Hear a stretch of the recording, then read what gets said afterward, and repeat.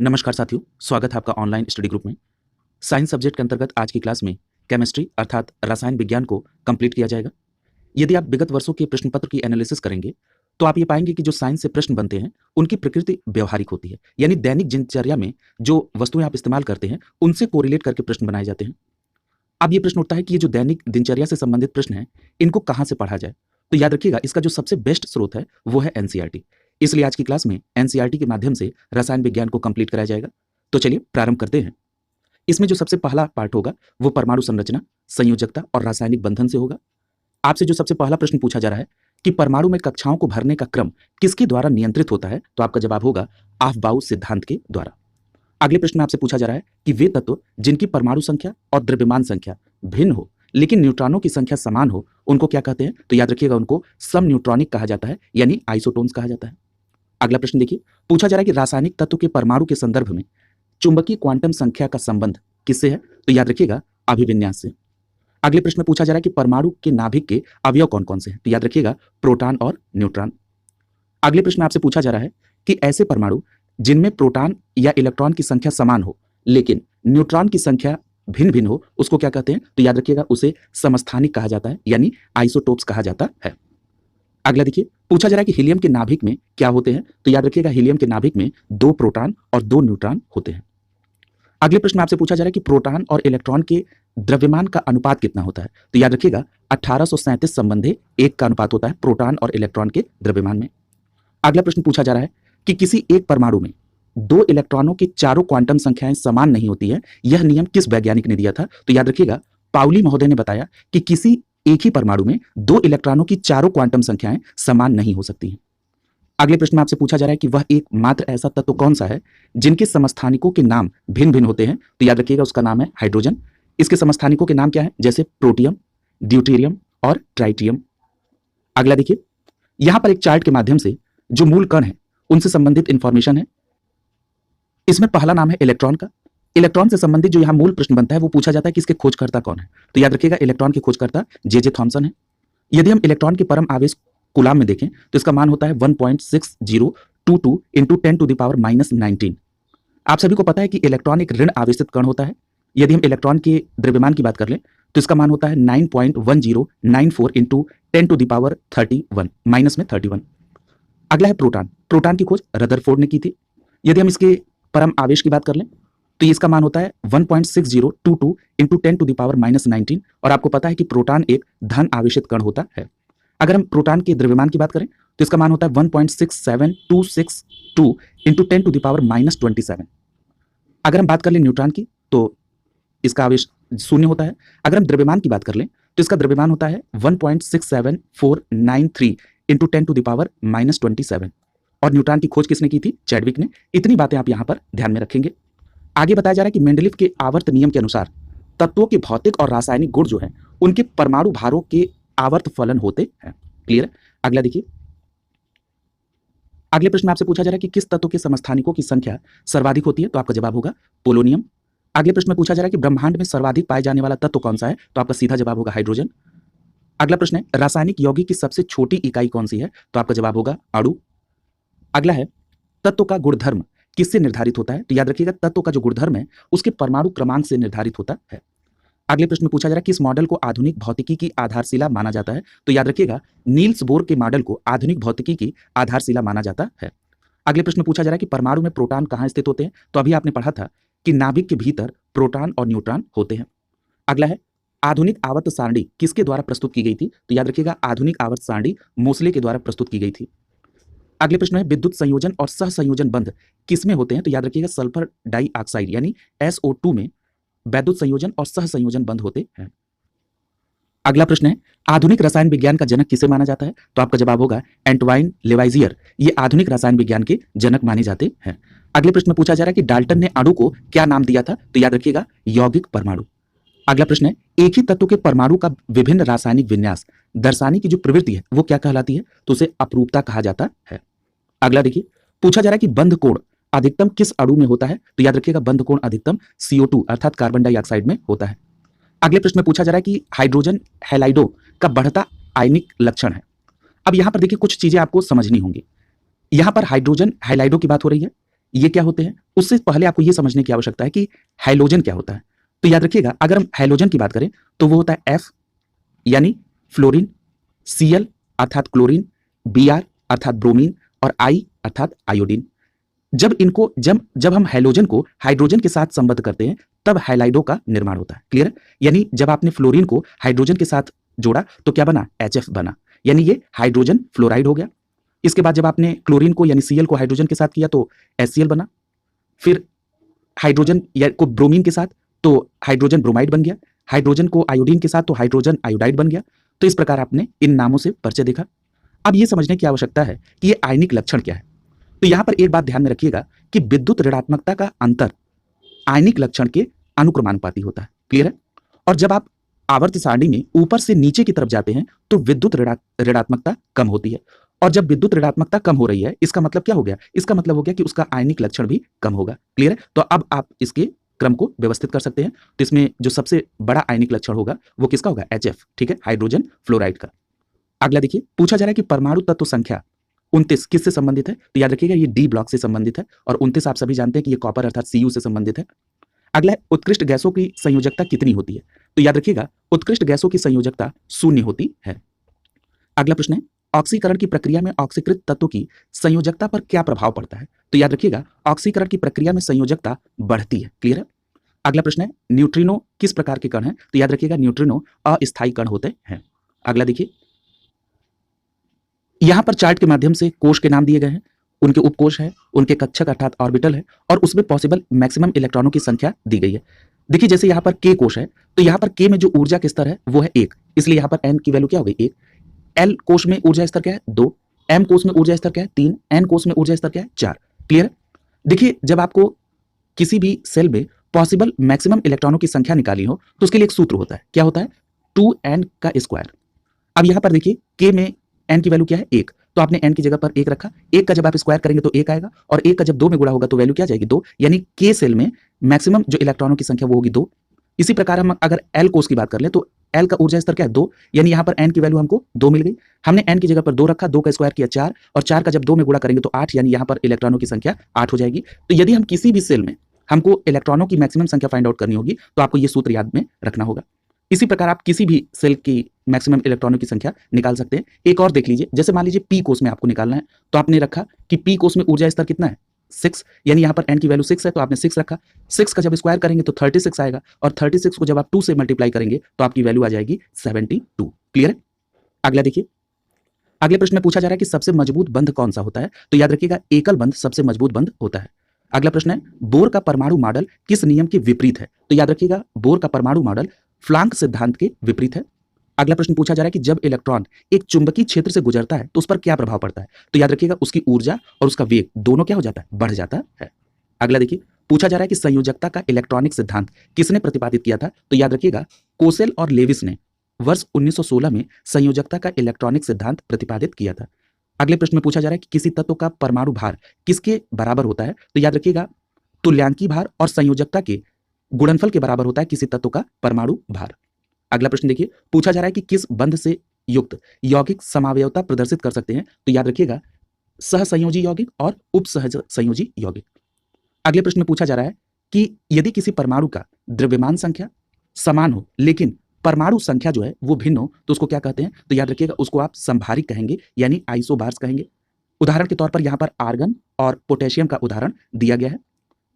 यहाँ पर परमाणु संख्या की बात हुई है, तो जरा परमाणु संख्या क्या होती है इसको समझ लीजिए। देखिए परमाणु संख्या यानी परमाणु क्रमांक की बात हो रही है, तो नाभिक में उपस्थित प्रोटॉनों की जो संख्या होती है उसी को कहा जाता है परमाणु क्रमांक। अगर हम द्रव्यमान संख्या की बात करें तो द्रव्यमान संख्या क्या होती है। तो द्रव्यमान संख्या का मतलब होता है किसी भी परमाणु के नाभिक में उपस्थित न्यूट्रॉनों और प्रोटॉनों की संख्या का जो योग होता है उसको कहा जाता है द्रव्यमान संख्या। कई बार इससे रिलेटेड प्रश्न आपसे पूछा गया है तो आप इसको याद रखेंगे, और अगर ये याद रखेंगे तो आप संभारिक, समस्थानिक, समन्यूट्रॉनिक ये बहुत आसानी से समझ पाएंगे। अगला देखिए, पूछा जा रहा है कि सहसंयोजक बंधों का निर्माण कैसे होता है। तो याद रखिएगा इलेक्ट्रॉनों का परस्पर साझेदारी द्वारा सहसंयोजक बंधों का निर्माण होता है। अगले प्रश्न में पूछा जा रहा है कि सहसंयोजक यौगिकों के अणु आपस में किस बल से बंधे होते हैं। तो याद रखिएगा वांडर वाल बल से सहसंयोजी यौगिक के अणु आपस में बंधे होते हैं। अगला देखिए, पूछा जा रहा है कि वह कौन सा तत्व है जिसके अणु में सहसंयोजक बंध होते हुए वह विद्युत का सुचालक है। तो आपका जवाब होगा ग्रेफाइट, जो कि कार्बन का एक अपरूप है। क्लियर है। अगला देखिए, पूछा जा रहा है कि धात्विक ठोसों में परमाणुओं के मध्य कौन सा बंध पाया जाता है। तो आपका जवाब होगा धात्विक बंध पाया जाता है। अगला प्रश्न देखिए, पूछा जा रहा है कि H2, O2, O3 और Cl2 आदि किस प्रकार के सहसंयोजक बंध बनाते हैं। तो याद रखिएगा, इनमें अध्रुवी बंध होता है। अगला प्रश्न है, परमाणु की संरचना का आधुनिक विचार किसने दिया था। तो याद रखिएगा, एर्विन श्रोडिंगर। इन्होंने वर्ष 1926 में परमाणु की संरचना का आधुनिक विचार दिया था। क्या नाम है? Erwin Schrodinger. अगला देखिए, आगे बताया जा रहा है कि किसी कोश में उपस्थित इलेक्ट्रॉनों की अधिकतम संख्या को 2n² से प्रदर्शित करते हैं, जहां n को कोशों की संख्या कहते हैं। तो देखिए, यहां पर अभी हमने ऊपर जिस बात का जिक्र किया था आपसे, वो यहां पर दिया गया है। अगला प्रश्न देखिए, पूछा जा रहा है किसी कोश की क्रम संख्या क्या व्यक्त करती है। तो याद रखिएगा, किसी कोश की क्रम संख्या उस कोश में उपस्थित उपकोशों की संख्या को प्रदर्शित करती है। क्लियर है, आपने वहां देखा भी था। अगला है, आवोगाद्रो संख्या किसने ज्ञात की थी। तो याद रखिएगा, आवोगाद्रो संख्या जोसेफ लॉसमिट ने ज्ञात की थी। याद रखेंगे। अगला प्रश्न पूछा जा रहा है कि सोडियम क्लोराइड में कौन सा बंध होता है। तो याद रखिएगा, वैद्युत संयोजी बंध होता है सोडियम क्लोराइड में। अगला प्रश्न देखिए, पूछा जा रहा है किसी तत्व का परमाणु संख्या वस्तुतः क्या होती है। तो याद रखिएगा, अभी मैंने आपको बताया भी था कि जब परमाणु संख्या की बात हो रही है, इसका मतलब उस नाभिक में उपस्थित प्रोटॉनों की संख्या की बात हो रही है। क्लियर है, यानी परमाणु संख्या लिखा रहे या परमाणु क्रमांक लिखा रहे, इसका सीधा मतलब है कि नाभिक में उपस्थित प्रोटॉनों की संख्या। लेकिन अगर द्रव्यमान संख्या लिखी रहेगी, इसका मतलब नाभिक में उपस्थित प्रोटॉनों और न्यूट्रॉनों की संख्या का योग। अगला देखिए, पूछा जा रहा है कि संयोजी कोश और संयोजी इलेक्ट्रॉन। याद रखिएगा, प्रत्येक परमाणु का बाह्यतम कोश उसका संयोजी कोश है और उस कोश में उपस्थित इलेक्ट्रॉनों जो है वो संयोजी इलेक्ट्रॉन कहलाते हैं। अगला प्रश्न है, पूछा जा रहा है कि पदार्थ की नवीनतम खोज की अवस्था है। तो याद रखिएगा, बोस आइंस्टीन संघनन। क्लियर है, यानी पदार्थ की नवीनतम खोज की अवस्था क्या है? बोस आइंस्टीन संघनन। अगले प्रश्न में पूछा जा रहा है कि लोहे में जंग किस कारण से लगता है। तो याद रखिएगा, ऑक्सीकरण के कारण लोहे में जंग लगता है। ठीक है, और आप सभी को पता है कि लोहे की चादर पर जंग से बचाने के लिए जस्ते की परत चढ़ाई जाती है। ठीक है, उसको क्या कहते हैं? गैल्वेनाइजेशन कहते हैं। ये भी प्रश्न बहुत बार पूछा गया आपसे, तो आप इसको भी ध्यान में रखेंगे। अगला पूछा जा रहा है कि रेडॉक्स अभिक्रिया क्या होती है। तो याद रखिएगा, ऑक्सीकरण व अपचयन की संयुक्त क्रियाओं को रेडॉक्स अभिक्रिया कहा जाता है। अगले प्रश्न में पूछा जा रहा है कि किस बंध की बंध ऊर्जा अधिकतम होती है। तो याद रखिएगा, आयनिक बंध की बंध ऊर्जा अधिकतम होती है।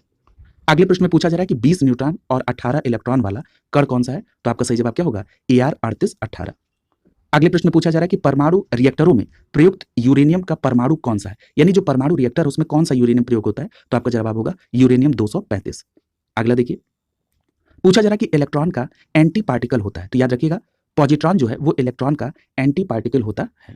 अगला देखिए, बताया जा रहा है कि रदरफोर्ड के अल्फा कणों के प्रकीर्णन सिद्धांत के अनुसार नाभिक के अंदर परमाणु का द्रव्यमान और आवेश रहता है। तो इस बात को भी आप ध्यान में रखेंगे। अगला प्रश्न देखिए, पूछा जा रहा है कि किस यौगिक में विद्युत संयोजी, सहसंयोजक और उप सहसंयोजक तीनों प्रकार के बंध पाए जाते हैं। तो याद रखिएगा, अमोनियम क्लोराइड यानी NH4Cl और अमोनियम ब्रोमाइड यानी NH4Br। इनमें विद्युत संयोजी, सहसंयोजक और उप सहसंयोजक तीनों प्रकार के बंध पाए जाते हैं। आगे आपको कोश, उपकोश और कक्षक अर्थात सेल, सबसेल और ऑर्बिट के बारे में बताया जा रहा है। ध्यान रखिएगा, सबसे पहले बात कर लेते हैं कोश की यानी सेल की। तो इलेक्ट्रॉन जिस वृत्ताकार पथ में चक्कर लगाते हैं उसी को कहा जाता है कोश या कक्षा यानी सेल। और प्रत्येक कोश एक अथवा एक से अधिक उपकोशों में विभाजित होते हैं, जैसे वहां पर दिया गया था SPDF। ठीक है, और ऐसा त्रिविमीय क्षेत्र जिसमें इलेक्ट्रॉन पाए जाने की प्रायिकता सर्वाधिक होती है उसको कहा जाता है कक्षक यानी ऑर्बिट। और यहां पर मैंने आपको सूत्र बता ही दिया था। अगला जो अध्याय वो है अम्ल, क्षारक और लवण से संबंधित। इसमें सबसे पहला प्रश्न आपसे पूछा जा रहा है कि नींबू के खट्टे होने का क्या कारण है। तो याद रखिएगा, नींबू में साइट्रिक अम्ल होता है, उसकी कारण ये खट्टा होता है। साइट्रिक अम्ल का मतलब C6H8O। अगला प्रश्न है, पूछा जा रहा है कि वह जली विलयन जो लाल लिटमस को नीला कर देता है। तो याद रखिएगा, उसका नाम है सोडियम कार्बोनेट। क्लियर है, Na2CO3 यानी सोडियम कार्बोनेट का जो जली विलयन है वो लाल लिटमस को नीला कर देता है। याद रखिएगा, बहुत पूछा गया ये प्रश्न। अगला पूछा जा रहा है कि कठोर शारीरिक परिश्रम के पश्चात हमको थकान महसूस होने लगती है, वो किस कारण। तो याद रखिएगा, मांसपेशियों में लैक्टिक एसिड के संचय के कारण। ठीक है, यानी मांसपेशियों में लैक्टिक एसिड का संचय हो जाता है, इसीलिए कठोर परिश्रम करने के बाद हमें थकान महसूस होने लगती है। अगला है कि फोटोग्राफी में किस अम्ल का प्रयोग होता है। तो याद रखिएगा, ऑक्जेलिक अम्ल यानी C2H2O4 इसका प्रयोग होता है फोटोग्राफी में। अगला है, बेकिंग पाउडर के निर्माण में किस अम्ल का प्रयोग होता है। तो याद रखिएगा, टार्टरिक अम्ल का प्रयोग बेकिंग पाउडर के निर्माण में होता है। अगला प्रश्न है, पूछा जा रहा है कि पे सोडा का रासायनिक प्रकृति कैसी होती है। तो याद रखिएगा, जो पे सोडा है उसकी रासायनिक प्रकृति अम्लीय होती है। अगला है, ऑयल ऑफ विट्रियॉल किसे कहते हैं? तो याद रखिएगा सल्फ्यूरिक अम्ल यानी H2SO4 को ऑयल ऑफ विट्रियॉल कहा जाता है। अगला प्रश्न है सेब में कौन सा अम्ल पाया जाता है? तो याद रखिएगा सेब में मैलिक अम्ल पाया जाता है यानी C4H6O5। अगला देखिए, पूछा जा रहा है कि रसायन उद्योग यानी जो केमिकल इंडस्ट्री है उसमें कौन सा अम्ल तेजाब के रूप में प्रयोग किया जाता है? तो याद रखिएगा सल्फ्यूरिक अम्ल यानी H2SO4। अगला है, पूछा जा रहा है कि विरंजक चूर्ण अर्थात ब्लीचिंग पाउडर का रासायनिक नाम क्या है? बहुत अच्छा प्रश्न है और कई बार पूछा गया है। तो याद रखिएगा इसका रासायनिक नाम होता है कैल्शियम हाइपोक्लोराइड। तो याद रखेंगे विरंजक चूर्ण या ब्लीचिंग पाउडर का रासायनिक नाम पूछा जाएगा तो कैल्शियम हाइपोक्लोराइड, और अगर इसका रासायनिक सूत्र दिया जाए तो याद रखिएगा CaClO ब्रैकेट बंद और 2। याद रखिएगा ये जल में पूर्णतः विलेय है। अगला देखिए, यहाँ पर कुछ अम्ल और उनके स्रोत और उनके उपयोग का नाम दिया गया है। इस चार्ट को करने से पहले थोड़ा कुछ और प्रश्न है उनको भी देख लेते हैं। अगर हम बात कर लेते हैं नीला थोथा, तो नीला थोथा किसे कहते हैं? कॉपर सल्फेट, ठीक है, यानी CuSO4.5H2O। अगला है हड्डी जो टूटी होती है उसको जोड़ने के लिए जो प्रयोग क्षारक होता है वो उसका क्या प्रयोग है? तो याद रखिएगा कैल्शियम सल्फेट हेमीहाइड्रेट, यानी टूटी हुई हड्डियों को जोड़ने के लिए कैल्शियम सल्फेट हेमीहाइड्रेट क्षारक का प्रयोग किया जाता है। अगला देखिए, पूछा जा रहा है कि खाने का नमक किससे बनता है? तो याद रखिएगा खाने का जो नमक है ये शक्तिशाली अम्ल और शक्तिशाली क्षार से बनता है। अगला पूछा जा रहा है कि ऐसा अम्ल जिसमें ऑक्सीजन अनुपस्थित होता है तो याद रखिएगा उसको कहते हैं हाइड्रोक्लोरिक अम्ल यानी HCl। अगला प्रश्न है अम्लीय विलयन का पीएच मान कितना होता है? तो याद रखिएगा कोई भी अम्लीय विलयन होगा तो उसका पीएच मान 7 से कम होगा। अगला प्रश्न पूछा जा रहा है कि क्षारीय भूमि सुधारक के रूप में कौन सा रसायन कार्य करता है? तो याद रखिएगा अगर कोई भूमि क्षारीय प्रकृति की है तो उसको सुधार के लिए इसमें जो रसायन प्रयोग किया जाता है वो है कैल्शियम सल्फेट यानी CaSO4। अगला देखिए, पूछा जा रहा है कि दूध से दही बनने के लिए किस अम्ल का प्रयोग होता है? तो वो होता है लैक्टिक अम्ल। बहुत पूछा जाता है ये C3H6O3 यानी लैक्टिक अम्ल जो है दूध से दही बनने में ये उपस्थित होता है। अगला है खाद्य पदार्थों के परिरक्षण में किस रसायन का प्रयोग होता है? तो याद रखिएगा बेंजोइक अम्ल का प्रयोग किया जाता है खाद्य पदार्थों के परिरक्षण के लिए। अगला प्रश्न देखिए, पूछा जा रहा है कि स्वचालित वाहनों में प्रयोग होने वाली बैटरी में कौन सा अम्ल प्रयोग होता है? तो याद रखिएगा सल्फ्यूरिक अम्ल यानी H2SO4 प्रयोग होता है। अगला है मृदा में सर्वाधिक अम्ल मुक्त करने वाला तत्व कौन सा है? तो याद रखिएगा अमोनियम सल्फेट ये मृदा में सर्वाधिक अम्ल मुक्त करने वाला तत्व है। अगले प्रश्न में पूछा जा रहा है कि जिप्सम का रासायनिक नाम क्या है? तो आपका जवाब होगा कैल्शियम सल्फेट, ये जिप्सम का रासायनिक नाम है। अब आइए जरा यहाँ पर इस चार्ट को कवर करते हैं। सबसे पहले यहाँ पर अम्ल का नाम दिया गया है, फिर उसका स्रोत दिया है और फिर उसके उपयोग के बारे में दिया गया है। सबसे पहले बात करते हैं सिट्रिक अम्ल की। सिट्रिक अम्ल का मतलब क्या हो गया? C6H8O7। और अगर हम इस अम्ल के स्रोत की बात करें तो नींबू, संतरा और टमाटर से हमको सिट्रिक अम्ल मिलता है। और अगर हम सिट्रिक अम्ल के उपयोग की बात कर लें तो धातु की सफाई में, खाद्य संरक्षण में और चमकदार नमक में इसका प्रयोग किया जाता है। किसका? सिट्रिक अम्ल का। एसिटिक एसिड अर्थात CH3COOH, अगर हम इसके स्रोत की बात करें तो इसका स्रोत है सिरका, यानी सिरका में एसिटिक एसिड होता है। और अगर हम एसिटिक एसिड के उपयोग की बात करें तो खाद्य पदार्थों के परिरक्षण में एसिटिक एसिड का प्रयोग किया जाता है। अगला देखिए, अगला है फार्मिक एसिड। फार्मिक एसिड का मतलब क्या है? HCOOH, यानी ये फार्मिक एसिड कहाँ से मिलेगा? ये प्रश्न आपने बहुत पढ़ा होगा कि चींटियों के डंक में फार्मिक एसिड होता है, साथ ही साथ मधुमक्खी को भी ले लेंगे आप। यदि हम फार्मिक एसिड के उपयोग की बात करें तो कार्बनिक संश्लेषण, रंगाई आदि में इस फार्मिक अम्ल का प्रयोग किया जाता है। अगला देखिए, पूछा जा रहा है कि लैक्टिक एसिड यानी C2H4OH ये जो लैक्टिक एसिड है अभी आपने पढ़ा है कि खट्टे दूध या दही में, यानी जब आप दूध से दही बनाते हैं तो उसमें कौन सा एसिड हो जाता है? लैक्टिक एसिड, ठीक है। अब प्रश्न उठता है कि लैक्टिक एसिड का उपयोग क्या है? तो याद रखिएगा खाद्य परिरक्षण में स्वाद कारक के रूप में इस लैक्टिक एसिड का प्रयोग किया जाता है। अगला है एस्कॉर्बिक एसिड। एस्कॉर्बिक एसिड का मतलब C6H8O6। अगर हम एस्कॉर्बिक एसिड के स्रोत की बात कर लें तो आंवला, पपीता और ब्रोकली इसमें एस्कॉर्बिक एसिड पाया जाता है। अगर हम एस्कॉर्बिक एसिड के उपयोग की बात करें तो ये विटामिन सी में। अगला है टार्टरिक एसिड यानी C4H6O6। यदि हम टार्टरिक एसिड के स्रोत की बात करें तो कच्चा आम, अंगूर, इमली, केला और अनानास में टार्टरिक एसिड होता है। अगर हम इसके उपयोग की बात करें तो खाद्य पदार्थों के प्रतिऑक्सीकारक के रूप में टार्टरिक एसिड का प्रयोग किया जाता है। अगला है ऑक्जेलिक एसिड यानी C2H2O4। अगर हम ऑक्जेलिक एसिड के स्रोत की बात कर लें तो पालक और टमाटर इसके स्रोत हैं। और यदि हम ऑक्जेलिक एसिड के उपयोग की बात करें तो याद रखिएगा कपड़ों की रंगाई में, बेकिंग पाउडर में, फोटोग्राफी में और जंग को हटाने में इसका प्रयोग किया जाता है। किसका? ऑक्जेलिक एसिड का। अगला एसिड है नाइट्रिक एसिड यानी HNO3। अगर इसके स्रोत की बात करें तो इसका स्रोत है फिटकरी और सोरा। यदि हम नाइट्रिक अम्ल के उपयोग की बात करें तो याद रखिएगा एक्वारिजिया, विस्फोटक के निर्माण में, रॉकेट ईंधन में ऑक्सीकारक के रूप में इसका प्रयोग किया जाता है। अगला है बोरिक एसिड यानी H3BO3। अगर हम बोरिक एसिड के स्रोत की बात कर लें तो स्रोत में आ जाएगा बोरेक्स, ओरासाइट और शराब। यदि हम बोरिक एसिड के उपयोग की बात करें तो इसका उपयोग है गेहूं के संरक्षण में, फाइबर ग्लास के निर्माण में, कीटाणुनाशक के रूप में और लुब्रिकेंट के रूप में इस बोरिक एसिड का प्रयोग किया जाता है। आगे बताया जा रहा है कि लुईस इलेक्ट्रॉनिक सिद्धांत के अनुसार अम्ल वह यौगिक है जिसमें इलेक्ट्रॉन युग्म स्वीकार करने की प्रवृत्ति होती है। क्लियर है? अगला देखिए, अगला प्रश्न है कि जो कृत्रिम वर्षा है, इसमें कृत्रिम वर्षा कराने में किसका प्रयोग किया जाता है? तो याद रखिएगा, कृत्रिम वर्षा में सिल्वर आयोडाइड यानी AgL का प्रयोग किया जाता है। अगला प्रश्न है, कॉपर सल्फेट का जलीय घोल अम्लीय क्यों होता है? तो याद रखिएगा, कॉपर सल्फेट का जो जलीय घोल है वो अम्लीय जल अपघटन के कारण होता है। अगला प्रश्न है, पूछा जा रहा है कि जल की कठोरता किन पदार्थों से दूर की जाती है? तो याद रखिएगा, सोडियम कार्बोनेट और कैल्शियम हाइड्रोक्साइड के द्वारा जल की कठोरता को दूर किया जाता है। अगला प्रश्न पूछा जा रहा है कि चींटी के काटने पर जलन क्यों महसूस होती है? तो अभी ऊपर चर्चा हुई है कि चींटी के द्वारा फार्मिक एसिड का स्राव किया जाता है, इसीलिए चींटी के काटने पर जलन महसूस होती है। पूछा जा रहा है कौन सी गैस अग्निशामक के रूप में प्रयोग लाई जाती है? बहुत अच्छा प्रश्न है, कई बार पूछा गया है। कार्बन डाइऑक्साइड गैस जो है ये अग्निशामक के रूप में प्रयोग में लाई जाती है। अगला है, मुख में उपस्थित जो लार है इसका पीएच कितना होता है? तो याद रखिएगा, जो लार है उसका पीएच लगभग 7.5 होता है। क्लियर है? अगला है, अम्ल नीले लिटमस पेपर को लाल रंग में और जो क्षारक होता है ये लाल लिटमस पेपर को नीले रंग में परिवर्तित कर देता है। तो याद रखिएगा, अगर अम्ल होगा तो ये नीले लिटमस पेपर को लाल रंग में, और अगर क्षारक होगा तो वो लाल लिटमस पेपर को नीले रंग में परिवर्तित कर देगा। अगला प्रश्न है, पूछा जा रहा है कि घरों में सिरका कैसे बनता है? तो याद रखिएगा, स्टार्च के किण्वन के द्वारा घरों में सिरका बनता है। अगला प्रश्न है, कोका कोला में किस अम्ल की उपस्थिति के कारण वो खट्टा स्वाद देता है? तो याद रखिएगा, कोका कोला में फास्फोरिक अम्ल यानी H3PO4 की उपस्थिति के कारण वो खट्टा स्वाद देता है। अगला है, शुद्ध जल का पीएच कितना होता है? याद रखिएगा, शुद्ध जल का पीएच 7 होता है।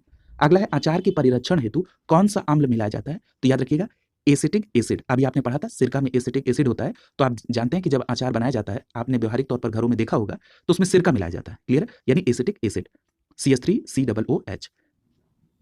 अगले प्रश्न में पूछा जा रहा है कि अम्लों और क्षारों की पहचान के लिए मुख्यतः किन पदार्थों का प्रयोग किया जाता है? बहुत इंपॉर्टेंट है, तो याद रखिएगा, इसमें लिटमस पेपर अभी आपने ऊपर भी पढ़ा था, फिनाफेथिलीन और मेथिल ऑरेंज, इनका प्रयोग किया जाता है अम्ल और क्षारों की पहचान के लिए। देखिए, जो क्षारक लाल लिटमस पेपर को नीला कर देता है, मेथिल ऑरेंज को पीले रंग में और फिनाफ्थिलीन को गुलाबी रंग में परिवर्तित कर देता है। क्लियर है? अगला देखिए, पूछा जा रहा है कि वायु में किसके अधिक सांद्रण के कारण अम्ल वर्षा होती है? ये प्रश्न बहुत पूछा जाता है, तो याद रखिएगा, सल्फर डाइऑक्साइड अर्थात SO2 और नाइट्रोजन ऑक्साइड यानी NO2 के अधिक सांद्रण के कारण अम्ल वर्षा होती है।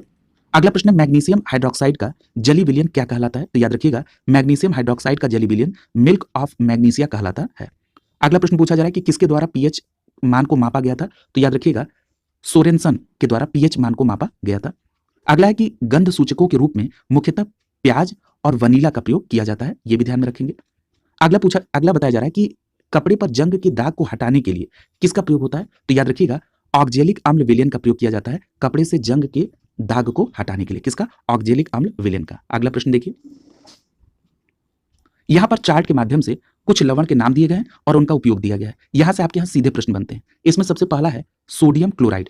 सोडियम क्लोराइड का मतलब NaCl अर्थात साधारण नमक की बात हो रही है।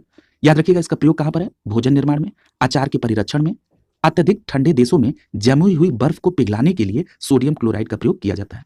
अगला है सोडियम हाइड्रोक्साइड यानी कास्टिक सोडा NaOH। इसका प्रयोग कहां पर है? साबुन, कागज और अपमार्जक के निर्माण में, पेट्रोलियम शोधन में और कपड़ा निर्माण उद्योग में भी सोडियम हाइड्रोक्साइड का प्रयोग किया जाता है अर्थात कास्टिक सोडा का। अगला है कैल्शियम हाइड्रोक्साइड, यानी हम बात कर रहे हैं चूने के पानी की, तो इसका सूत्र क्या है? Ca ब्रैकेट में OH ब्रैकेट बंद और 2। अब ये कैल्शियम हाइड्रोक्साइड का प्रयोग कहां पर है? चमड़ा उद्योग में, अम्लीय मृदा और जल या गंदे नालों के उपचार में। क्लियर है? अगला देखिए, अगला है सोडियम कार्बोनेट अर्थात धावन सोडा। बहुत प्रश्न पूछा जाता है Na2CO3। याद रखिएगा, सोडियम कार्बोनेट का प्रयोग कांच, कागज, साबुन और ईंट निर्माण उद्योग में होता है। और याद रखिएगा, आर्द्र अभिकर्ता के रूप में भी सोडियम कार्बोनेट का प्रयोग किया जाता है। अगला है सोडियम बाइकार्बोनेट। क्लियर है?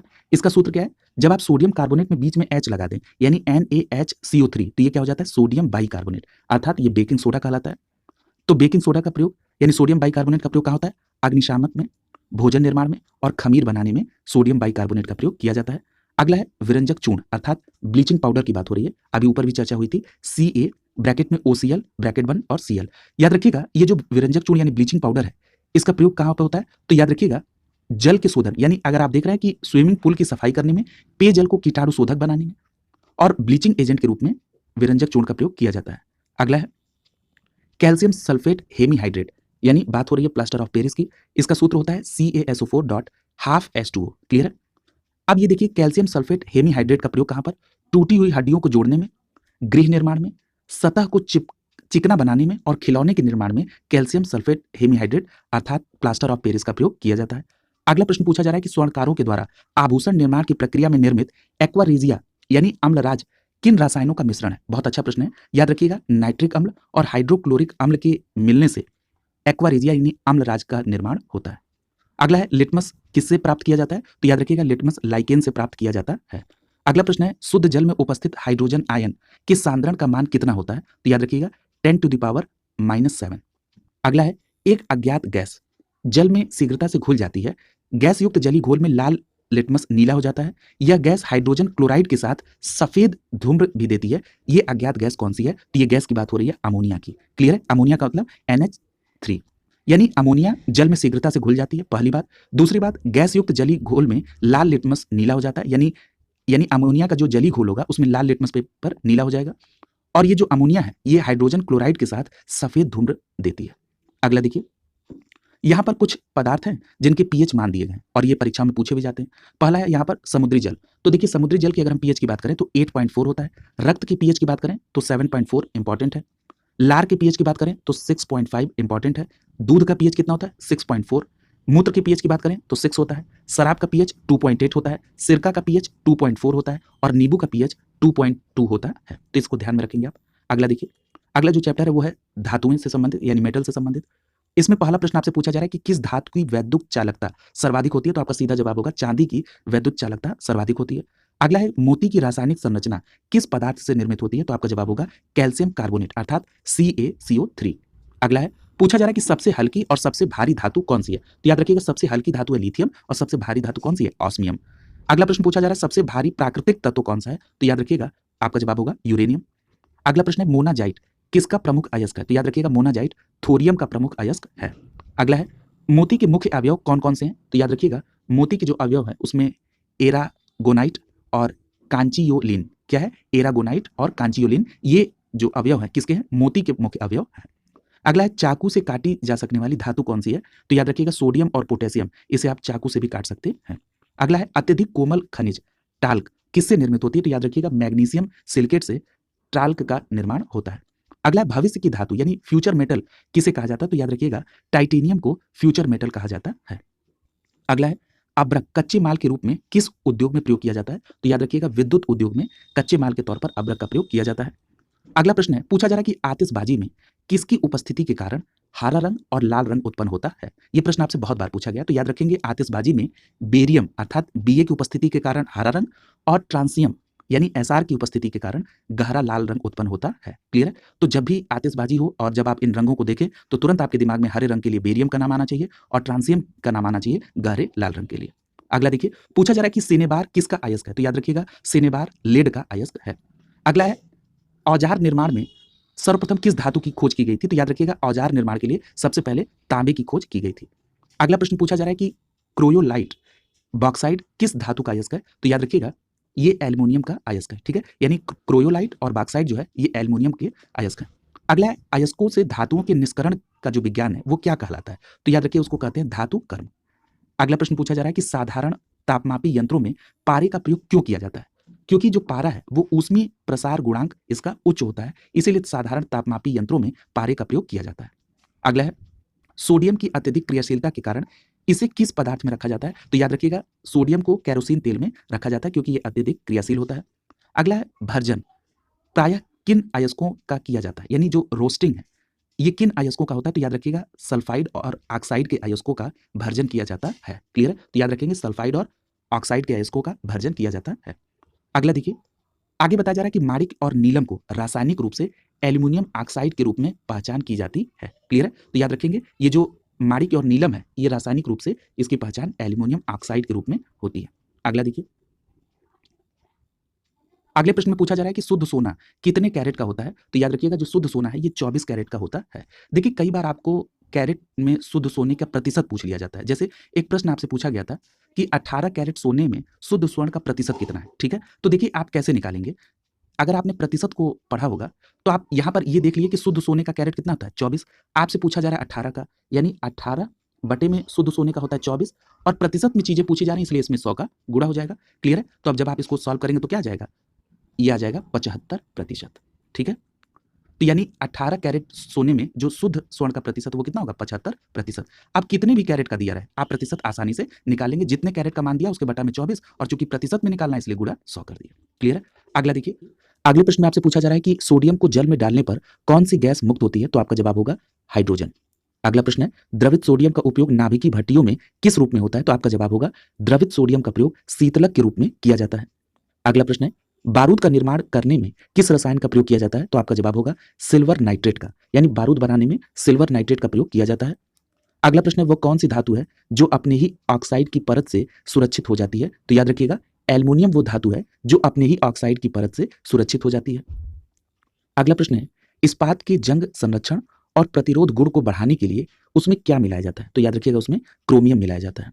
अगला प्रश्न है, मानव शरीर में कॉपर की अधिकता से कौन सा रोग होता है? तो याद रखिएगा कॉपर की अधिकता से विल्सन रोग होता है।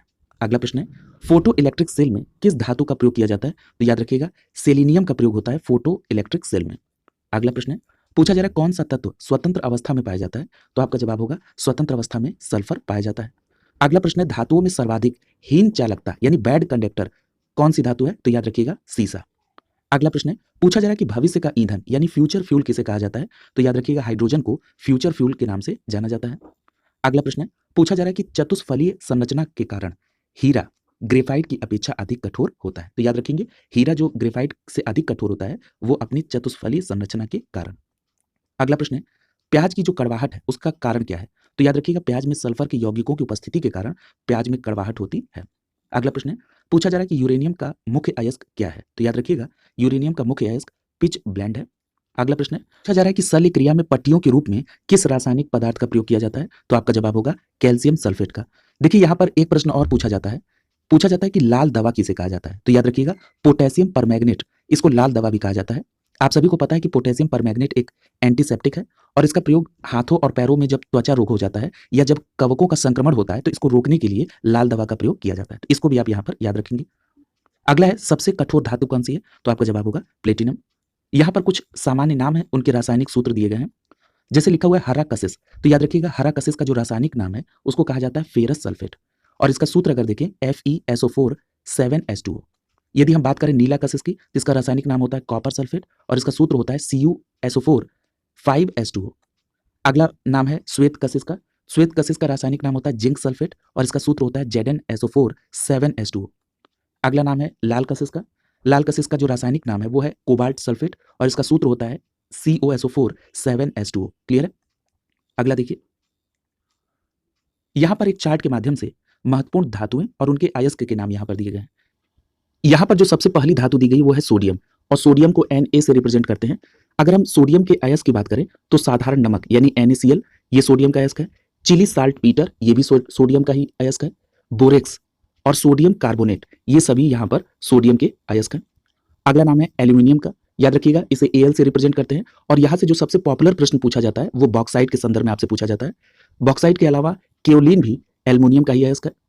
फेल्सपार और कोर्डम ये भी एल्यूमिनियम के अयस्क हैं और क्रायोलाइट को भी आप याद रखेंगे ये भी एल्यूमिनियम का ही अयस्क है। अगला नाम है पोटेशियम का, इसको K से रिप्रेजेंट करते हैं और अगर हम पोटेशियम के अयस्क की बात करें तो इसमें पोटेशियम नाइट्रेट का नाम याद रखेंगे आप, कार्नेलाइट का नाम याद रखेंगे, पोटेशियम कार्बोनेट ये भी पोटेशियम का ही अयस्क है और पोटेशियम क्लोराइड ये सभी नाम आप याद रखेंगे पोटेशियम के अयस्क के तौर पर। अगला नाम है कैल्शियम, इसको Ca से रिप्रेजेंट करते हैं। यदि हम कैल्शियम के अयस्क की बात करें तो डोलोमाइट कैल्शियम का अयस्क है, कैल्साइट ये भी कैल्शियम का अयस्क है, जिप्सम याद रखिएगा कैल्शियम का अयस्क है, फ्लोरस्पार ये भी कैल्शियम का अयस्क है और एस्बेस्टस ये भी कैल्शियम का ही अयस्क है। क्लियर है? अगला नाम है मैग्नीशियम, इसको Mg से रिप्रेजेंट करते हैं और मैग्नीशियम के अयस्क में मैग्नेसाइट, डोलोमाइट, कार्नेलाइट और इसके साथ साथ एप्सम साल्ट ये भी किसका अयस्क है? मैग्नीशियम का अयस्क है। अगला नाम है कॉपर का, इसको Cu से रिप्रेजेंट करते हैं। अगर हम कॉपर के अयस्क की बात करें तो चाल्को पाइराइट या इसको आप कॉपर पाइराइट्स भी कहते हैं, ये कॉपर का अयस्क है। इसके अलावा कॉपर ग्लास ये कॉपर का अयस्क है, क्यूप्राइट कॉपर का अयस्क है, मेलेकाइट ये भी कॉपर का ही अयस्क है। इसके अलावा एजुराइट ये भी कॉपर का ही अयस्क है, तो इनका नाम याद रखेंगे। अगला जो धातु है वो है जिंक, इसे Zn से रिप्रेजेंट करते हैं, जिंकाइट ये इसका अयस्क है। जिंक ब्लेड, ये भी जिंक का अयस्क है। और कैलामाइन, ये भी जिंक का ही अयस्क है। और जिंक के अयस्क में विलेमाइट का भी नाम याद रखेंगे आप। अगला देखिए, अगला है लेड। लेड की अगर हम अयस्क की बात करें तो गैलेना और सिरुसाइट, ये दो लेड के अयस्क हैं। अगला नाम है टिन का। टिन को एसएन से रिप्रेजेंट करते हैं और टिन का जो अयस्क है वो है कैसेटेराइट। क्लियर है, कैसेटेराइट। अगला नाम है कैडमियम का। इसे सीडी से रिप्रेजेंट करते हैं और कैडमियम का अयस्क होता है ग्रीनोसाइट। अगला नाम है निकेल का। इसे एनआई से रिप्रेजेंट करते हैं और इसका अयस्क है मिलेराइट।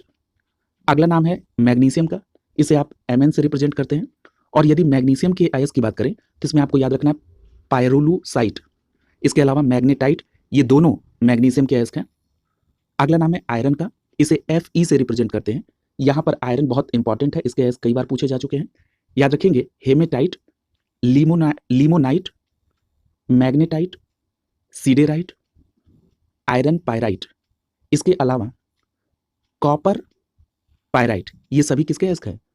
आयरन के अयस्क हैं। क्लियर? अगर मरकरी यानी जिसको Hg से आप रिप्रेजेंट करते हैं, इसके अयस्क की बात करें तो मरकरी का अयस्क होता है सिनेबार, याद रखेंगे।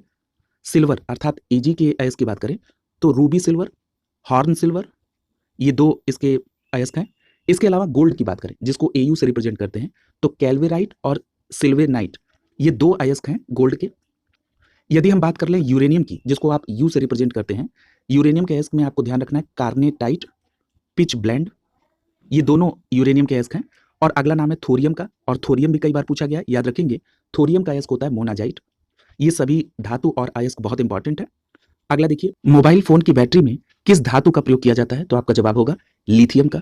अगला प्रश्न है क्विक लाइम का रासायनिक नाम क्या है? बहुत इंपॉर्टेंट प्रश्न है, याद रखिएगा। कैल्शियम ऑक्साइड यानी CaO को क्विक लाइम कहा जाता है। अगला देखिए, पूछा जा रहा है कि परमाणु घड़ियों में टाइम कीपर के रूप में किस धातु का प्रयोग होता है? तो याद रखिएगा सीजियम का प्रयोग जो है टाइम कीपर के तौर पर किया जाता है परमाणु घड़ियों में। अगला देखिए, पूछा जा रहा है कि मतदाता की उंगली में लगाई जाने वाली स्याही के निर्माण में किस रासायनिक यौगिक का प्रयोग होता है? बहुत अच्छा प्रश्न है, तो याद रखेंगे सिल्वर नाइट्रेट का। क्लियर है? तो अब कभी भी आप मतदाता की आपकी उंगली में जब भी स्याही लगे तो आप ध्यान रखेंगे सिल्वर नाइट्रेट उसमें रासायनिक यौगिक के तौर पर प्रयोग हुआ है। अगला है क्वार्ट्ज का रासायनिक नाम क्या है? तो याद रखेंगे क्वार्ट्ज का रासायनिक नाम है सोडियम सिलिकेट। क्लियर है? Na2SiO3। अगला है आयरन पायराइड्स यानी FeS2 रासायनिक यौगिक को झूठा सोना या मूर्खों का सोना भी कहा जाता है। यह प्रश्न कई बार पूछा जा चुका है, तो याद रखिएगा झूठा सोना या मूर्खों का सोना अगर पूछा जाए तो आपका जवाब क्या है? आयरन पायराइड्स यानी FeS2। अगला देखिए, अगला प्रश्न पूछा जा रहा है कि पर्ल एश किस रासायनिक यौगिक को कहा जाता है? तो आपका जवाब होगा पोटेशियम कार्बोनेट अर्थात K2CO3 को पर्ल एश कहा जाता है। अगला प्रश्न है जिंक सल्फेट का प्रयोग सामान्यतः किस रूप में किया जाता है? तो याद रखिएगा जिंक सल्फेट का प्रयोग कवकनाशी के रूप में किया जाता है। अगला देखिए, पूछा जा रहा है कि भूपर पट्टी में सर्वाधिक मात्रा में पाए जाने वाले तत्व क्रमशः कौन कौन से हैं? ये प्रश्न यहां से निश्चित तौर पर प्रश्न बनता है, तो इसको ध्यान में रखेंगे। अगर भूपर पट्टी में पूछा जा रहा है तो सबसे ज्यादा मात्रा में ऑक्सीजन है, उसके बाद सिलिकॉन है और तीसरे नंबर पे एल्यूमिनियम है। आपको टॉप 5 नाम तो बिल्कुल क्रम से याद होने चाहिए, ऑक्सीजन, सिलिकॉन, एल्यूमिनियम, आयरन और कैल्शियम। इसके अलावा छठे नंबर पे सोडियम है, मैग्नीशियम है, टाइटेनियम है और हाइड्रोजन। क्लियर? अगला देखिए, अगला जो चैप्टर है वो है अधातुओं से संबंधित यानी नॉन मेटल। पूछा जा रहा है कि वायुयानों के टायरों में कौन सी गैस भरी जाती है? यह प्रश्न बहुत इंपॉर्टेंट है और कई बार पूछा गया है, याद रखिएगा नाइट्रोजन अथवा हीलियम वायुयानों के टायरों में भरी जाती है। अगला प्रश्न है कि गैस के गुब्बारों में हीलियम को हाइड्रोजन की अपेक्षा अधिक वरीयता दी जाती है, ऐसा क्यों है?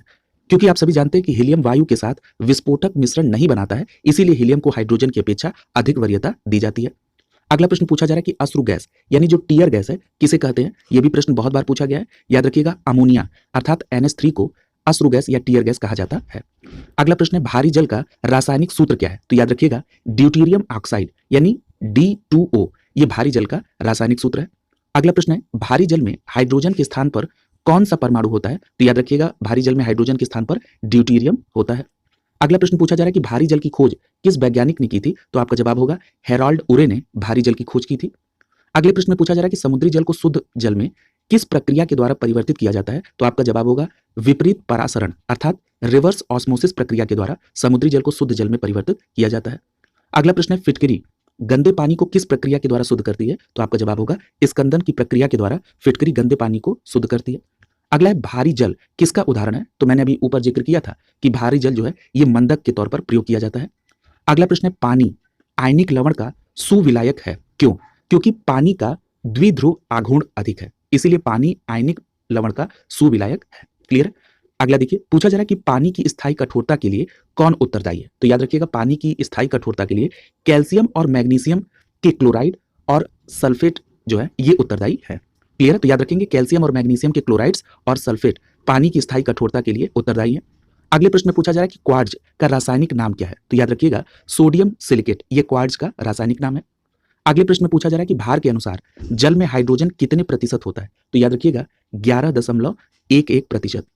अगले प्रश्न में पूछा जा रहा है कि द्रव्यमान की दृष्टि से जल में हाइड्रोजन, तो अभी आपने ऊपर देखा 11%। यदि हम ऑक्सीजन की बात करें तो 89% होता है, जबकि परमाणविक दृष्टि से अगर बात करें तो हाइड्रोजन कितना प्रतिशत होता है जल में? 67%। और ऑक्सीजन कितना होता है?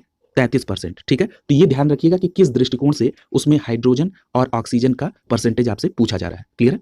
अगला देखिए, पूछा जा रहा है कि अशुद्ध जल से बड़ी मात्रा में पेयजल किस प्रक्रिया से तैयार किया जाता है? तो याद रखिएगा, जो अशुद्ध जल से पेयजल बनाया जाता है वो निर्लवणीकरण की प्रक्रिया के द्वारा बनाया जाता है। अगला प्रश्न पूछा जा रहा है कि टेफ्लॉन किस श्रेणी का पदार्थ है? तो याद रखिएगा, फ्लोरोकार्बन श्रेणी का पदार्थ है टेफ्लॉन। अगले प्रश्न में पूछा जा रहा है कि वायुमंडल में किस गैस की प्रतिशत मात्रा आयतन में सबसे कम है? तो आपका जवाब होगा कार्बन डाइऑक्साइड। अगला प्रश्न पूछा जा रहा है कि वायुमंडल में नाइट्रोजन लगभग कितने प्रतिशत है? क्लियर है? तो आपका जवाब होगा 78%। देखिए, अभी आपने इसके पहले एक चार्ट के माध्यम से भूपर पट्टी में सर्वाधिक प्रतिशत देखा था, तो वहां पर नंबर 1 पर ऑक्सीजन था। यहां पर आपसे पूछा जा रहा है कि वायुमंडल में नाइट्रोजन, तो यहां पर वायुमंडल के संदर्भ में पूछा जाएगा तो नाइट्रोजन सबसे ज्यादा है 78% और दूसरे नंबर पर ऑक्सीजन है 21%। अगला देखिए, पूछा जा रहा है कि गोताखोर जब गहरे समुद्र में जाते हैं तो सांस लेने के लिए ऑक्सीजन के साथ किस गैस के मिश्रण का प्रयोग करते हैं? तो याद रखिएगा, वो ऑक्सीजन के साथ हीलियम गैस को मिश्रित करते हैं। ये भी प्रश्न बहुत बार पूछा गया। अगला प्रश्न देखिए, पूछा जा रहा है कि सल्फर हेक्साफ्लोराइड अणु का आकार कैसा होता है? तो याद रखिएगा, जो सल्फर हेक्साफ्लोराइड का अणु का आकार है वो होता है अष्टफलीय। अगले प्रश्न में पूछा जा रहा है कि हीरा किस तत्व का अपरूप है? तो आपका जवाब होगा कार्बन का। ये भी प्रश्न बहुत बार पूछा गया है। अगला पूछा जा रहा है कि जल में आसानी से घुलनशील पदार्थ कौन सा है? तो आपका जवाब होगा जल में आसानी से घुलनशील अमोनिया है। सिंदूर का रासायनिक नाम क्या है? बहुत बार ये प्रश्न पूछा गया है, तो आपका जवाब क्या होगा? सिंदूर का रासायनिक नाम Pb3O4 है। क्लियर है? तो ध्यान रखेंगे, Pb3O4 है। और याद रखिएगा, अगर आप रासायनिक दृष्टि से सिंदूर की बात कर लें तो सिंदूर को मर्क्यूरिक सल्फाइड भी कहा जाता है। क्लियर है? यानी HGS। ठीक है, तो ये भी ध्यान में रखेंगे आप। अगला देखिए, पूछा जा रहा है कि सामान्य ताप पर आयोडीन किस अवस्था में पाया जाता है? तो याद रखिएगा, सामान्य ताप पर आयोडीन ठोस अवस्था में पाया जाता है। अगला प्रश्न पूछा जा रहा है भारी मशीनों के उपयोग के लिए ग्रेफाइट का किसमें प्रयोग होता है? तो याद रखिएगा, भारी मशीनों में ग्रेफाइट को स्नेहक के तौर पर प्रयोग किया जाता है। अगला देखिए, पूछा जा रहा है कि पेंसिल का लेड जो होता है ये किस पदार्थ का बना होता है? तो याद रखिएगा, ग्रेफाइट का। अगले प्रश्न में पूछा जा रहा है कि किस प्रकार के कोयले में कार्बन की मात्रा सर्वाधिक होती है? तो याद रखिएगा, एंथ्रेसाइट में कार्बन की मात्रा सर्वाधिक होती है। और आप सभी को बहुत अच्छे से पता है कि कार्बन की मात्रा के आधार पर ही कोयले के वर्गीकरण को किया गया है, और जिसमें कार्बन की मात्रा सबसे अधिक होती है वो सबसे अच्छा कोयला माना जाता है, यानी सबसे अच्छा कोयला एंथ्रेसाइट है। अगला है किस प्रकार की कोयले में कार्बन का अंश निम्नतम होता है? तो आपका जवाब होगा लिग्नाइट। अगला है हैलोजन में सबसे अधिक अभिक्रियाशील तत्व कौन सा है? तो आपका जवाब होगा फ्लोरीन। क्लियर है? अभी हैलोजनों की ऊपर चर्चा हुई थी, आपको याद आ रहा होगा। अगला है वह हैलोजन जिसका प्रयोग पीड़ाहारी की तरह किया जाता है? तो आपका जवाब होगा ब्रोमीन का प्रयोग जो है ये पीड़ाहारी के तौर पर किया जाता है, और यह एक हैलोजन है। अगला है कोयले के जलने से कौन सी गैस निकलती है? तो याद रखिएगा, कोयले के जलने से कार्बन डाइऑक्साइड निकलती है। अगला है हाइड्रोजन को जलाने से क्या प्राप्त होता है? तो याद रखिएगा, हाइड्रोजन को जलाने से जल प्राप्त होता है। अगले प्रश्न में पूछा जा रहा है कि ट्यूबलाइट में निम्न दाब पर कौन सी गैस भरी जाती है? तो याद रखिएगा, ट्यूबलाइट में निम्न दाब पर नियॉन और पारा वाष्प को भरा जाता है। पूछा जा रहा है कि ऑक्सीजन की खोज किस वैज्ञानिक ने की थी? तो आपका जवाब होगा प्रिस्टले ने ऑक्सीजन की खोज की थी। क्लियर है? अगले प्रश्न में आपसे पूछा जा रहा है कि जल की स्थायी कठोरता किसकी उपस्थिति के कारण होती है? तो इस पर चर्चा हुई है कि जल की स्थायी कठोरता कैल्शियम और मैग्नीशियम के बाइकार्बोनेट की उपस्थिति के कारण होती है। अगला पूछा जा रहा है कि वायु का जो मुख्य संगठक है वो कौन सी गैस है? तो याद रखिएगा, अभी चर्चा हुई थी कि इसमें सबसे ज्यादा क्या होती है? नाइट्रोजन 78%। तो याद रखिएगा, नाइट्रोजन, ऑक्सीजन और कार्बन डाइऑक्साइड ये वायु के मुख्य संगठक गैसें हैं। अगला देखिए, यहां पर हाइड्रोजन के समस्थानिक के संदर्भ में दिया गया है। अभी आपने पहले इनके समस्थानिकों के नाम पढ़े थे। इसमें आपने प्रोटियम का नाम देखा था, ड्यूटेरियम का देखा था और ट्राइटियम का नाम देखा था। अब हम क्रमशः इनके थोड़े विस्तार में इनकी बातों को देखते हैं। अगर हम बात कर लें प्रोटियम की, तो याद रखिएगा, इसे H से रिप्रेजेंट करते हैं। और सबसे महत्वपूर्ण बात कि जो प्रोटियम है इसे आप सामान्य हाइड्रोजन कहते हैं, और ये एकमात्र तत्व है जिसके परमाणु में न्यूट्रॉन नहीं पाया जाता है। तो याद रखेंगे प्रोटियम जो है इसके परमाणु में न्यूट्रॉन नहीं पाया जाता है, एक इलेक्ट्रॉन और एक प्रोटॉन होता है। अगला नाम है ड्यूटेरियम का, इसको आप डी से रिप्रेजेंट करते हैं और याद रखिएगा इसे आप भारी हाइड्रोजन कहते हैं। अनेक जैविक रासायनिक अभिक्रियाओं में सूचक के रूप में इसका प्रयोग किया जाता है और याद रखेंगे ड्यूटेरियम का प्रयोग भारी जल के निर्माण में भी होता है। इसमें एक इलेक्ट्रॉन, एक न्यूट्रॉन और एक प्रोटॉन होता है। यदि हम बात कर लें ट्राइटियम की तो इसे टी से रिप्रेजेंट करते हैं और यह हाइड्रोजन का रेडियो सक्रिय समस्थानिक है। क्या नाम है? ट्राइटियम। इसमें एक इलेक्ट्रॉन, एक प्रोटॉन और दो न्यूट्रॉन होते हैं। अगला है, पूछा जा रहा है कि सबसे हल्का हैलोजन तत्व कौन सा है? तो याद रखिएगा सबसे हल्का हैलोजन तत्व फ्लोरीन है। क्लियर है? अगले प्रश्न में आपसे पूछा जा रहा है कि ब्लीचिंग पाउडर का रासायनिक सूत्र क्या है? तो याद रखिएगा कैल्शियम हाइपोक्लोराइड ब्लीचिंग पाउडर का रासायनिक नाम है और इसका सूत्र होता है Ca ब्रैकेट में OCl ब्रैकेट बंद और Cl। क्लियर है? अगला देखिए, पूछा जा रहा है कि शुष्क सेल यानी जो ड्राई सेल होता है उसमें विद्युत अपघट्य कौन सा होता है? तो याद रखिएगा अमोनियम क्लोराइड शुष्क सेल में विद्युत अपघट्य होता है। अगला प्रश्न है कार्बन का जो शुद्धतम रूप है वो क्या है? तो याद रखिएगा कार्बन का शुद्धतम रूप हीरा है। अगले प्रश्न में पूछा जा रहा है कि विद्युत बल्ब में कौन सी गैस भरी जाती है? तो आपका जवाब होगा आर्गन। अगला प्रश्न है शुष्क बर्फ किसे कहा जाता है? तो आपका जवाब होगा ठोस कार्बन डाइऑक्साइड को शुष्क बर्फ कहा जाता है। यह प्रश्न कई बार पूछा गया है। अगले प्रश्न में पूछा जा रहा है कि हैलोजन तत्वों की अभिक्रियाशीलता का सही क्रम क्या है? तो याद रखिएगा इसमें सर्वाधिक फ्लोरीन है, उसके बाद क्लोरीन, ब्रोमीन, आयोडीन और स्टेटीन, ये हैलोजन तत्वों की अभिक्रियाशीलता का सही क्रम है। अगले प्रश्न में पूछा जा रहा है कि विश्व में सर्वाधिक मात्रा में कौन सा तत्व पाया जाता है? तो आपका जवाब होगा हाइड्रोजन। अगले प्रश्न में पूछा जा रहा है कि आयोडीन की कमी से किस हार्मोन के स्राव में कमी आती है? तो आपका जवाब होगा थायरॉक्सिन हार्मोन के। अगले प्रश्न में पूछा जा रहा है कि कौन सा तत्व सदैव द्रव अवस्था में रहता है? तो आपका जवाब होगा ब्रोमीन सदैव द्रव अवस्था में रहता है। पूछा जा रहा है अगले प्रश्न में हैलोजन समूह का सर्वाधिक भारी तत्व कौन सा है जिसमें धात्विक चमक होती है? तो आपका जवाब होगा आयोडीन। अगला प्रश्न देखिए, पूछा जा रहा है कि जल के विसंक्रमण में किस हैलोजन तत्व का प्रयोग होता है? तो याद रखेंगे ये प्रश्न कई बार पूछा गया है। क्लोरीन ये एक हैलोजन तत्व है और इसका प्रयोग जल के विसंक्रमण में किया जाता है। अगला पूछा जा रहा है कि उत्कृष्ट या अक्रिय गैसों के परमाणु के बाह्यतम कोष पूर्ण होते हैं या अपूर्ण? तो आपका जवाब होगा पूर्ण होते हैं। अगला देखिए, पूछा जा रहा है कि कृत्रिम गर्भाधान के हेतु पशुओं के जो वीर्य है उनको सुरक्षित रखने के लिए उसे किस में रखा जाता है? तो याद रखिएगा उसे द्रवित नाइट्रोजन में रखा जाता है। क्लियर है? अगला देखिए, पूछा जा रहा है कि निम्न ताप प्रौद्योगिकी में प्रयुक्त होने वाली गैस कौन सी है? तो याद रखिएगा फ्रेंसियम को निम्न ताप प्रौद्योगिकी में प्रयोग किया जाता है। अगला प्रश्न है किस गैस को स्ट्रेंजर गैस भी कहते हैं? तो याद रखिएगा जीनॉन को स्ट्रेंजर गैस भी कहा जाता है। अगले प्रश्न में पूछा जा रहा है कि पटाखों के निर्माण में प्रयुक्त होता है? तो याद रखिएगा श्वेत फास्फोरस को पटाखों के निर्माण में प्रयोग किया जाता है। अगला प्रश्न है फोटोकॉपी की जो मशीन है उसमें प्रयुक्त होने वाला तत्व कौन सा है? तो याद रखिएगा सेलेनियम को फोटोकॉपी की मशीन में प्रयोग किया जाता है। अगला प्रश्न है विरंजक अभिकर्मक के रूप में सर्वाधिक प्रयोग किसका है? तो याद रखिएगा विरंजक अभिकर्मक के रूप में सर्वाधिक प्रयोग है क्लोरीन का। अगला प्रश्न है सड़ी मछली की तरह दुर्गंधपूर्ण गैस कौन सी है? तो आपका जवाब होगा ओजोन। ओजोन की जो दुर्गंध है वो सड़ी मछली की तरह होती है। अगला प्रश्न है कौन सा अम्ल कशिश के तेल के नाम से भी जाना जाता है? तो याद रखिएगा जो सल्फ्यूरिक अम्ल है H2SO4 इसे कशिश के तेल के नाम से भी जाना जाता है। अगला प्रश्न है विद्युत अपघट्यों के विलयन में से किसे कार की बैटरी में प्रयोग किया जाता है? तो याद रखिएगा कार की बैटरी में सल्फ्यूरिक अम्ल का प्रयोग किया जाता है और ये कशिश के तेल के नाम से भी प्रसिद्ध है। अगला देखिए, पूछा जा रहा है कि हैलोजन अम्लों में प्रबलतम अपचायक कौन सा है? तो याद रखेंगे हाइड्रोजन आयोडाइड यानी HI ये सबसे प्रबलतम अपचायक है। अगला प्रश्न है फ्लशिंग गैस के नाम से कौन सी गैस प्रयुक्त होती है? तो याद रखिएगा फ्लशिंग गैस में हाइड्रोजन गैस का प्रयोग किया जाता है। अगला प्रश्न है कृत्रिम हीरा के नाम से कौन प्रसिद्ध है? तो याद रखिएगा सिलिकॉन कार्बाइड ये कृत्रिम हीरा के नाम से प्रसिद्ध है। अगला प्रश्न ये कई बार पूछा गया है, जो घरेलू प्रशीतक होता है उसमें किसे प्रशीतक के नाम से जाना जाता है? तो याद रखिएगा अमोनिया को। क्लियर है? अगला प्रश्न है डॉक्टर द्वारा निश्चेतक के तौर पर प्रयुक्त होने वाली हास्य गैस कौन सी है? तो याद रखिएगा निश्चेतक के तौर पर डॉक्टर जो हास्य गैस प्रयोग करते हैं उसका नाम है नाइट्रस ऑक्साइड यानी N2O। अगला प्रश्न है फ्लावर्स ऑफ सल्फर एवं मिल्क सल्फर के नाम से प्रसिद्ध सल्फर का अपरूप कौन सा है? तो याद रखिएगा जो अल्फा सल्फर है इसे फ्लावर ऑफ सल्फर या मिल्क सल्फर के नाम से भी जानते हैं। अगला प्रश्न है किस हैलोजन का उपयोग कीटनाशक और दर्द निवारक औषधि के रूप में किया जाता है? तो आपका जवाब होगा आयोडीन का।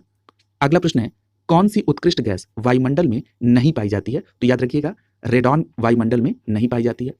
अगला है हीलियम, आर्गन, नियॉन ये वे उत्कृष्ट गैस हैं जो किसी भी अवस्था में यौगिक का निर्माण नहीं करती। तो याद रखेंगे हीलियम, आर्गन और नियॉन वे उत्कृष्ट गैस हैं जो किसी भी अवस्था में यौगिक का निर्माण नहीं करती। अगला प्रश्न है मौसम संबंधी अध्ययन किए जाने वाले गुब्बारे में कौन सी गैस भरी जाती है? तो याद रखिएगा उसमें हीलियम गैस भरी जाती है। अगला है हाइड्रोजन के समस्थानिकों में कौन सा रेडियो सक्रिय समस्थानिक है? तो अभी आपने ऊपर भी पढ़ा था इस बात को, जब आप हाइड्रोजन के 3 समस्थानिक को पढ़ रहे थे तो आपने पढ़ा था कि जो ट्राइटियम है ये रेडियो सक्रिय समस्थानिक होता है। अगला है वनस्पति तेल से वनस्पति घी बनाने में प्रयुक्त होने वाली गैस कौन सी है? तो याद रखिएगा इसमें हाइड्रोजन गैस का प्रयोग किया जाता है वनस्पति तेल से वनस्पति घी बनाने में। यहाँ पर एक प्रश्न और पूछा जाता है कि इसमें उत्प्रेरक के तौर पर किसका प्रयोग होता है? तो याद रखिएगा इसमें उत्प्रेरक के तौर पर निकेल का प्रयोग होता है। ये भी प्रश्न आपसे बहुत बार पूछा गया है। अगला प्रश्न है माचिसों में किस रसायन का प्रयोग होता है? तो याद रखिएगा माचिसों में लाल फास्फोरस का प्रयोग किया जाता है। क्लियर है? अगला देखिए, अगला जो चैप्टर है वो है मिश्र धातु और उपधातु से संबंधित। पूछा जा रहा है कि मिश्र धातु में किस पदार्थ के सम्मिश्रण से स्टेनलेस स्टील अचुंबकीय हो जाता है? तो याद रखिएगा निकेल के मिश्रण से स्टेनलेस स्टील अचुंबकीय हो जाता है। यहां पर याद रखिएगा जो मिश्र धातु है ये यौगिक और विलयन दोनों रूपों में हो सकती है। अगला है वायुयान का ढांचा बनाने में किस मिश्र धातु का प्रयोग होता है? तो आपका जवाब होगा डूरैलुमीन का प्रयोग वायुयान के ढांचे को बनाने में किया जाता है। क्लियर? यानी डूरैलुमीन एक मिश्र धातु है जिसका प्रयोग वायुयान के ढांचे को बनाने में किया जाता है। अगला प्रश्न है गैसोहोल किन पदार्थों का मिश्रण है? तो याद रखिएगा एथिल अल्कोहल और पेट्रोल के मिश्रण को गैसोहोल कहा जाता है। अगला है टांका यानी सोल्डर, ये किसका मिश्रण है? तो याद रखिएगा सीसा और टिन का मिश्रण होता है टांका। ये बहुत प्रश्न पूछा गया है। अगला है गैल्वेनीकृत लोहे पर किस पदार्थ का लेप किया जाता है? तो ये मैंने आपको बताया था कि इस पर जस्ते का प्रयोग किया जाता है। अगला प्रश्न है पूछा जा रहा है कि पीतल किन धातुओं का मिश्रण है? तो याद रखिएगा पीतल तांबा और जस्ता का मिश्रण होता है। अगर आपसे यह प्रश्न पूछा जाए कि तांबा और टिन के मिश्रण से कौन सी धातु बनती है, तब आपका जवाब होगा कांसा। अगला प्रश्न है स्टील की कठोरता प्रदान करने के लिए उसमें क्या मिलाया जाता है? तो याद रखिएगा उसमें कार्बन की मात्रा मिलाई जाती है स्टील की कठोरता के लिए। अगला प्रश्न है पूछा जा रहा है कि मिश्र धातु क्या है? तो याद रखिएगा मिश्र धातु अधिक शक्तिशाली, संरक्षण प्रतिरोधी तथा धातुओं की तुलना में अधिक लागत प्रभावी होती है। अगला है जंग रहित लोहा बनाने में कौन सी धातु प्रयुक्त होती है? तो याद रखिएगा जंग रहित लोहा बनाने में क्रोमियम धातु का प्रयोग किया जाता है।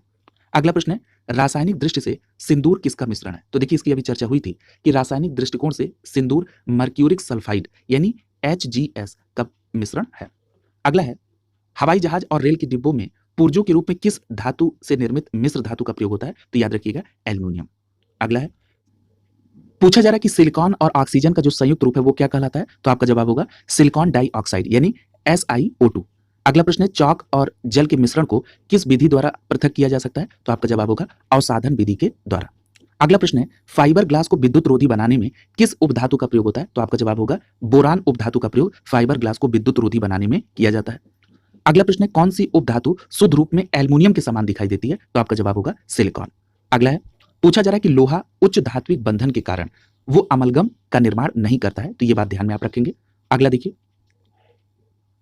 अगले प्रश्न में आपसे पूछा जा रहा है कि लेड में प्रयोग किए जाने वाला गैलियम आर्सेनाइड किस उपधातु का यौगिक है? तो याद रखेंगे ये आर्सेनिक उपधातु का यौगिक है। कौन? Gallium arsenide. अगला देखिए, पूछा जा रहा है कि कौन सी उपधातु पेयजल में मिश्रित होकर मानव स्वास्थ्य के लिए घातक होती है? तो याद रखिएगा वो है आर्सेनिक।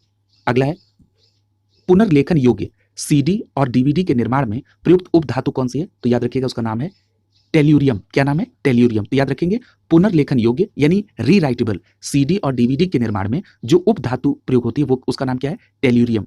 अगला है धब्बा रहित स्टील यानी स्टेनलेस स्टील बनाने में लोहे के साथ किसका प्रयोग होता है? तो याद रखिएगा स्टेनलेस स्टील बनाने में लोहे के साथ क्रोमियम का, मैग्नीज का और कार्बन धातुओं का प्रयोग किया जाता है।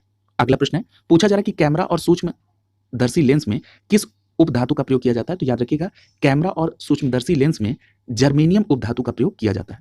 अगला प्रश्न है, ट्रांजिस्टर और कंप्यूटर चिप के निर्माण में किस उपधातु का प्रयोग होता है? तो याद रखिएगा सिलिकॉन का। यह भी प्रश्न आपसे कई बार पूछा गया है। अगला प्रश्न है, मैग्नीलियम किन धातुओं का मिश्रण है? तो याद रखिएगा जो मैग्नीलियम है ये एल्यूमिनियम, मैग्नीशियम और आयरन का मिश्रण है। अगला है स्टील, पीतल, कांसा और तांबा में से कौन सी मिश्र धातु नहीं है? तो याद रखिएगा यह भी प्रश्न कई बार पूछा गया है, तांबा मिश्र धातु नहीं है। अगला पूछा जा रहा है कि अमलगम क्या होता है? तो याद रखिएगा पारे के साथ किसी अन्य धातु का मिश्रण अमलगम कहलाता है। अगला प्रश्न है, सर्वाधिक मात्रा में सिलिका का प्रयोग किस प्रकार के कांच के निर्माण में होता है? तो याद रखिएगा जो क्वार्ट्ज कांच होता है उसमें सर्वाधिक मात्रा में सिलिका का प्रयोग किया जाता है। अगला प्रश्न है, जर्मन सिल्वर में कौन सी धातुएं होती हैं? तो याद रखिएगा जर्मन सिल्वर में तांबा, जस्ता और निकेल प्रयोग होता है। अगला देखिए, पूछा जा रहा है कि पेयजल में आर्सेनिक की कितनी मात्रा सुरक्षित मानी जाती है? तो याद रखिएगा अगर पेयजल में आर्सेनिक की मात्रा 10 भाग प्रति बिलियन है तो ये सुरक्षित मानी जाती है। अगला है, पूछा जा रहा है कि पीतल, कांसा और जर्मन सिल्वर इन सभी में उभय घटक के रूप में कौन सी धातु उपस्थित होती है, यानी कॉमन कंपोनेंट कौन सा है पीतल, कांसा और जर्मन सिल्वर में? तो आपका जवाब होगा तांबा। यहां पर अगर हम उपधातुओं की बात करें तो यहां पर 7 उपधातुएं हैं। Boron, silicon, germanium, arsenic, antimony, tellurium और पोलोनियम, ये 7 उपधातुएं हैं। ठीक है, तो इनके नाम को आप ध्यान में रखेंगे। अगला देखिए, यहां पर कुछ मिश्र धातुओं का नाम दिया गया है और उनके कंपोनेंट का नाम दिया गया है और साथ ही साथ उनका उपयोग दिया गया है। जो सबसे पहली मिश्र धातु दी गई है वो है कांस्य। याद रखिएगा, मानव द्वारा निर्मित प्रथम मिश्र धातु है कांस्य। ठीक है, अब हम देखते हैं कि कांसा किससे मिलकर बना होता है। तो अभी आपने ऊपर भी पढ़ा है कि तांबा और टिन से मिलकर बना होता है कांसा, और इसमें तांबा 88% होता है। यदि हम इसका उपयोग देखें तो इसका उपयोग मूर्तियों, सिक्कों और बर्तन बनाने में किया जाता है। अगली मिश्र धातु देखिए, वो है पीतल। यदि हम पीतल की बात करें तो पीतल तांबा और जिंक से मिलकर बना होता है और इसमें तांबा 70% होता है। यदि हम पीतल के उपयोग की बात करें तो इसका उपयोग बैंड बाजा, घंटियां, बर्तन और मूर्तियों के निर्माण में किया जाता है। आप सभी जानते भी हैं। ज्यादा फोकस आपको रखना है कि इसके कंपोनेंट क्या क्या है। तीसरा है गन मेटल। गन मेटल के निर्माण में तांबा, टिन और जिंक का प्रयोग होता है। क्लियर है? यानी जब हम तांबा और टिन के साथ जिंक का प्रयोग करते हैं तो ये क्या बनता है? गन मेटल बनता है। तो इसमें तांबा कितना होता है? 88% होता है। ठीक है, अब बात कर लेते हैं गन मेटल का प्रयोग कहाँ कहाँ होता है। तो मूर्तियों को बनाने में, दांतेदार गियर में, बटन में ये गन मेटल का प्रयोग किया जाता है। क्लियर है? अगला देखिए, पूछा जा रहा है कि टांका यानी जो सोल्डर होता है इसका निर्माण किससे होता है। तो याद रखिएगा, टिन और लेड यानी टिन और शीशे के प्रयोग से टांके का निर्माण होता है। इसका प्रयोग धातुओं को जोड़ने में किया जाता है। अगला प्रश्न है बेल मेटल। याद रखिएगा, ये जो बेल मेटल है इसका निर्माण तांबा और टिन के साथ होता है। क्लियर है? इसमें तांबा 80% होता है और इसका प्रयोग जो है वो घंटे, बर्तन और मूर्तियों के निर्माण में किया जाता है। अगला देखिए, अगला है रोल्ड गोल्ड। तो ये जो रोल्ड गोल्ड है इसका निर्माण तांबा और एल्यूमिनियम के मिलने से होता है और इसमें तांबा 90% होता है। यदि ये जो रोल्ड गोल्ड है इसके प्रयोग को देखें तो याद रखिएगा, सोने जैसी दिखने वाली जो आभूषण है उनका निर्माण रोल्ड गोल्ड से किया जाता है। अगला है डच मेटल। याद रखिएगा, डच मेटल का निर्माण तांबा और जस्ता के मिश्रण से होता है और इसमें तांबा का प्रतिशत 80 से 85% होता है। अगर हम इसके उपयोग की बात करें तो धातुओं की पतली चादर और सोने जैसी पतली परत के निर्माण में इसका प्रयोग किया जाता है। किसका? डच मेटल का। अगला जो मिश्र धातु है वो है धब्बा रहित इस्पात यानी स्टेनलेस स्टील। अगर हम स्टेनलेस स्टील की कंपोनेंट को देखें तो इसमें क्रोमियम होता है, निकेल होता है और साधारण इस्पात होता है। क्लियर है? यदि हम स्टेनलेस स्टील के प्रयोग को देखें तो आप सभी जानते हैं कि इसमें सबसे ज्यादा प्रयोग घरेलू बर्तन, शल्य क्रिया के उपकरण, ब्लेड आदि के निर्माण में किया जाता है। अगला प्रश्न देखिए, अगला जो मिश्र धातु वो है क्रोम स्टील। याद रखिएगा, क्रोम स्टील जो है ये क्रोमियम, आयरन, कार्बन और मैग्नीज से मिलकर बना होता है और यदि हम इसके उपयोग को देखें तो घरेलू बर्तन, शल्य क्रिया के उपकरण, ब्लेड आदि के निर्माण में इसका प्रयोग किया जाता है। अगला मिश्र धातु है मैग्नीलियम। याद रखिएगा, जो मैग्नीलियम है ये एल्युमिनियम, मैग्नीशियम और आयरन के मिश्रण से बनता है और इसमें एल्युमिनियम 95 से 96% होता है। यदि हम मैग्नीशियम के उपयोग को देखें तो इसका उपयोग धातु के दर्पण और वैज्ञानिकों के यंत्र निर्माण में होता है। बहुत महत्वपूर्ण है, तो याद रखेंगे वैज्ञानिकों के यंत्र निर्माण में किसका प्रयोग होता है? मैग्नीशियम का। अगला है ड्यूरालुमीन। याद रखिएगा, ये जो ड्यूरालुमीन है ये किसके मिश्रण से बनता है? तो याद रखिएगा, एल्यूमिनियम, मैग्नीज, मैग्नीशियम और कॉपर के मिश्रण से ड्यूरालुमीन बनता है और इसमें एल्यूमिनियम 95% होता है। क्लियर? अगर हम ड्यूरालुमीन के उपयोग की बात करें तो इसका प्रयोग प्रेशर कुकर और वायुयान के ढांचे को बनाने में किया जाता है। अगला देखिए, अगला है जर्मन सिल्वर। बहुत इंपॉर्टेंट है, याद रखिएगा, जर्मन सिल्वर कॉपर, जिंक और निकेल के मिश्रण से बनता है और इसमें कॉपर का जो परसेंटेज है वो है 50%। याद रखिएगा, ये जो जर्मन सिल्वर है इसका प्रयोग कहां पर होता है? तो याद रखिएगा, हीटिंग कॉइल्स में, बर्तन में और नल आदि के निर्माण में इसका प्रयोग किया जाता है। बहुत इंपॉर्टेंट है जर्मन सिल्वर। अगला है क्रोम वेनेडियम स्टील। याद रखिएगा, क्रोम वेनेडियम स्टील जो है इसका निर्माण आयरन, क्रोमियम, मैग्नीज और कार्बन के मिश्रण से होता है और अगर हम इसके उपयोग को देखें तो इसका उपयोग स्प्रिंग्स, पहियों की धुरी के निर्माण में किया जाता है। तो याद रखेंगे, स्प्रिंग और पहियों के धुरी के निर्माण में क्रोम वेनेडियम स्टील का प्रयोग किया जाता है। अगला है टंगस्टन स्टील। याद रखिएगा, टंगस्टन स्टील का निर्माण जो है ये टंगस्टन, आयरन और कार्बन के मिश्रण से होता है और जो टंगस्टन स्टील है इसका प्रयोग कहां पर है? तो याद रखिएगा, रॉकेट इंजनों के नोजल और तीव्र गति से काटने वाले उपकरण बनाने में इसका प्रयोग किया जाता है। अगला है एल्यूमिनियम ब्रॉन्ज। याद रखिएगा, एल्यूमिनियम ब्रॉन्ज के निर्माण में कॉपर और एल्यूमिनियम का प्रयोग होता है और इसमें कॉपर 90% होता है। यदि हम एल्यूमिनियम ब्रॉन्ज के उपयोग की बात करें तो इसका प्रयोग होता है सिक्के, बर्तन, आभूषण और पेंट के निर्माण में। क्लियर है? तो ध्यान में रखेंगे। अगला है नाइक्रोम। याद रखिएगा, नाइक्रोम का निर्माण निकेल, क्रोमियम और आयरन के मिश्रण से होता है और इसमें निकेल का परसेंटेज 55 से 60% होता है। यदि हम इसके उपयोग को देखें तो जो इलेक्ट्रिक हीटर होता है इसके साथ ही साथ इलेक्ट्रिक आयरन का जो तार होता है उसको बनाने में किया जाता है। किसका प्रयोग? नाइक्रोम का प्रयोग। यह भी प्रश्न आपसे कई बार पूछा गया है। अगला है एंटी मनी का प्रयोग किसके निर्माण में किया जाता है? तो याद रखिएगा एंटी मनी का प्रयोग अग्निरोधक के निर्माण में किया जाता है। अगला प्रश्न है बेल मेटल किसका मिश्रण है? तो याद रखिएगा बेल मेटल तांबा और टिन का मिश्रण है। अगला है हाइड्रोजन सल्फाइड। याद रखिएगा हाइड्रोजन सल्फाइड उपस्थिति के कारण जो पीतल का रंग है ये वायु में फीका पड़ जाता है। यानी जब आप देखते हैं कि पीतल का रंग जो फीका पड़ जाता है ये किसके कारण? तो हाइड्रोजन सल्फाइड की उपस्थिति के कारण। अगला देखिए, अगला प्रश्न है स्टील में कार्बन की मात्रा कितनी होती है? तो याद रखिएगा स्टील में कार्बन की मात्रा 0.1% से 2% होती है। पूछा जा रहा है कि भूपर पट्टी में कुल भार में बोरान की मात्रा कितने प्रतिशत होती है? तो याद रखिएगा भूपर पट्टी में बोरान की जो उपस्थिति है वो 0.001% है। अगला देखिए, अगला जो चैप्टर है वो है कार्बनिक रसायन से संबंधित, और इसमें जो सबसे पहला प्रश्न आपसे पूछा जा रहा है कि पॉलीथीन का निर्माण किस रसायन बहुलकीकरण के द्वारा किया जाता है? तो याद रखिएगा एथिलीन रसायन के बहुलकीकरण के द्वारा पॉलीथीन का निर्माण किया जा रहा है। अगला है डीजल इंजन में प्रयोग होने वाला ईंधन कौन सा है? तो याद रखिएगा डीजल का वाष्प और वायु प्रयोग होता है। अगला है बुलेट प्रूफ पदार्थ के निर्माण में किस बहुलक का प्रयोग होता है? तो याद रखिएगा पॉलीएमाइड का प्रयोग होता है बुलेट प्रूफ पदार्थ के निर्माण में। अगला प्रश्न है कच्चे फलों को पकाने में किस गैस का प्रयोग होता है? तो याद रखिएगा ये प्रश्न कई बार पूछा गया है, एसिटिलीन गैस का प्रयोग होता है कच्चे फलों को पकाने में। अगला है स्वचालित वाहनों में प्रदूषण नियंत्रण के रूप में प्रयोग किए जाने वाली जो सीएनजी गैस है वो कौन सा तत्व पाया जाता है? तो याद रखिएगा सीएनजी गैस में मीथेन होता है यानी CH4। अगला है मीथेन के अपघटन से प्राप्त स्याही किस कार्य में प्रयोग होती है? तो याद रखिएगा मीथेन के अपघटन से जो स्याही प्राप्त होती है वो छपाई में प्रयोग की जाती है।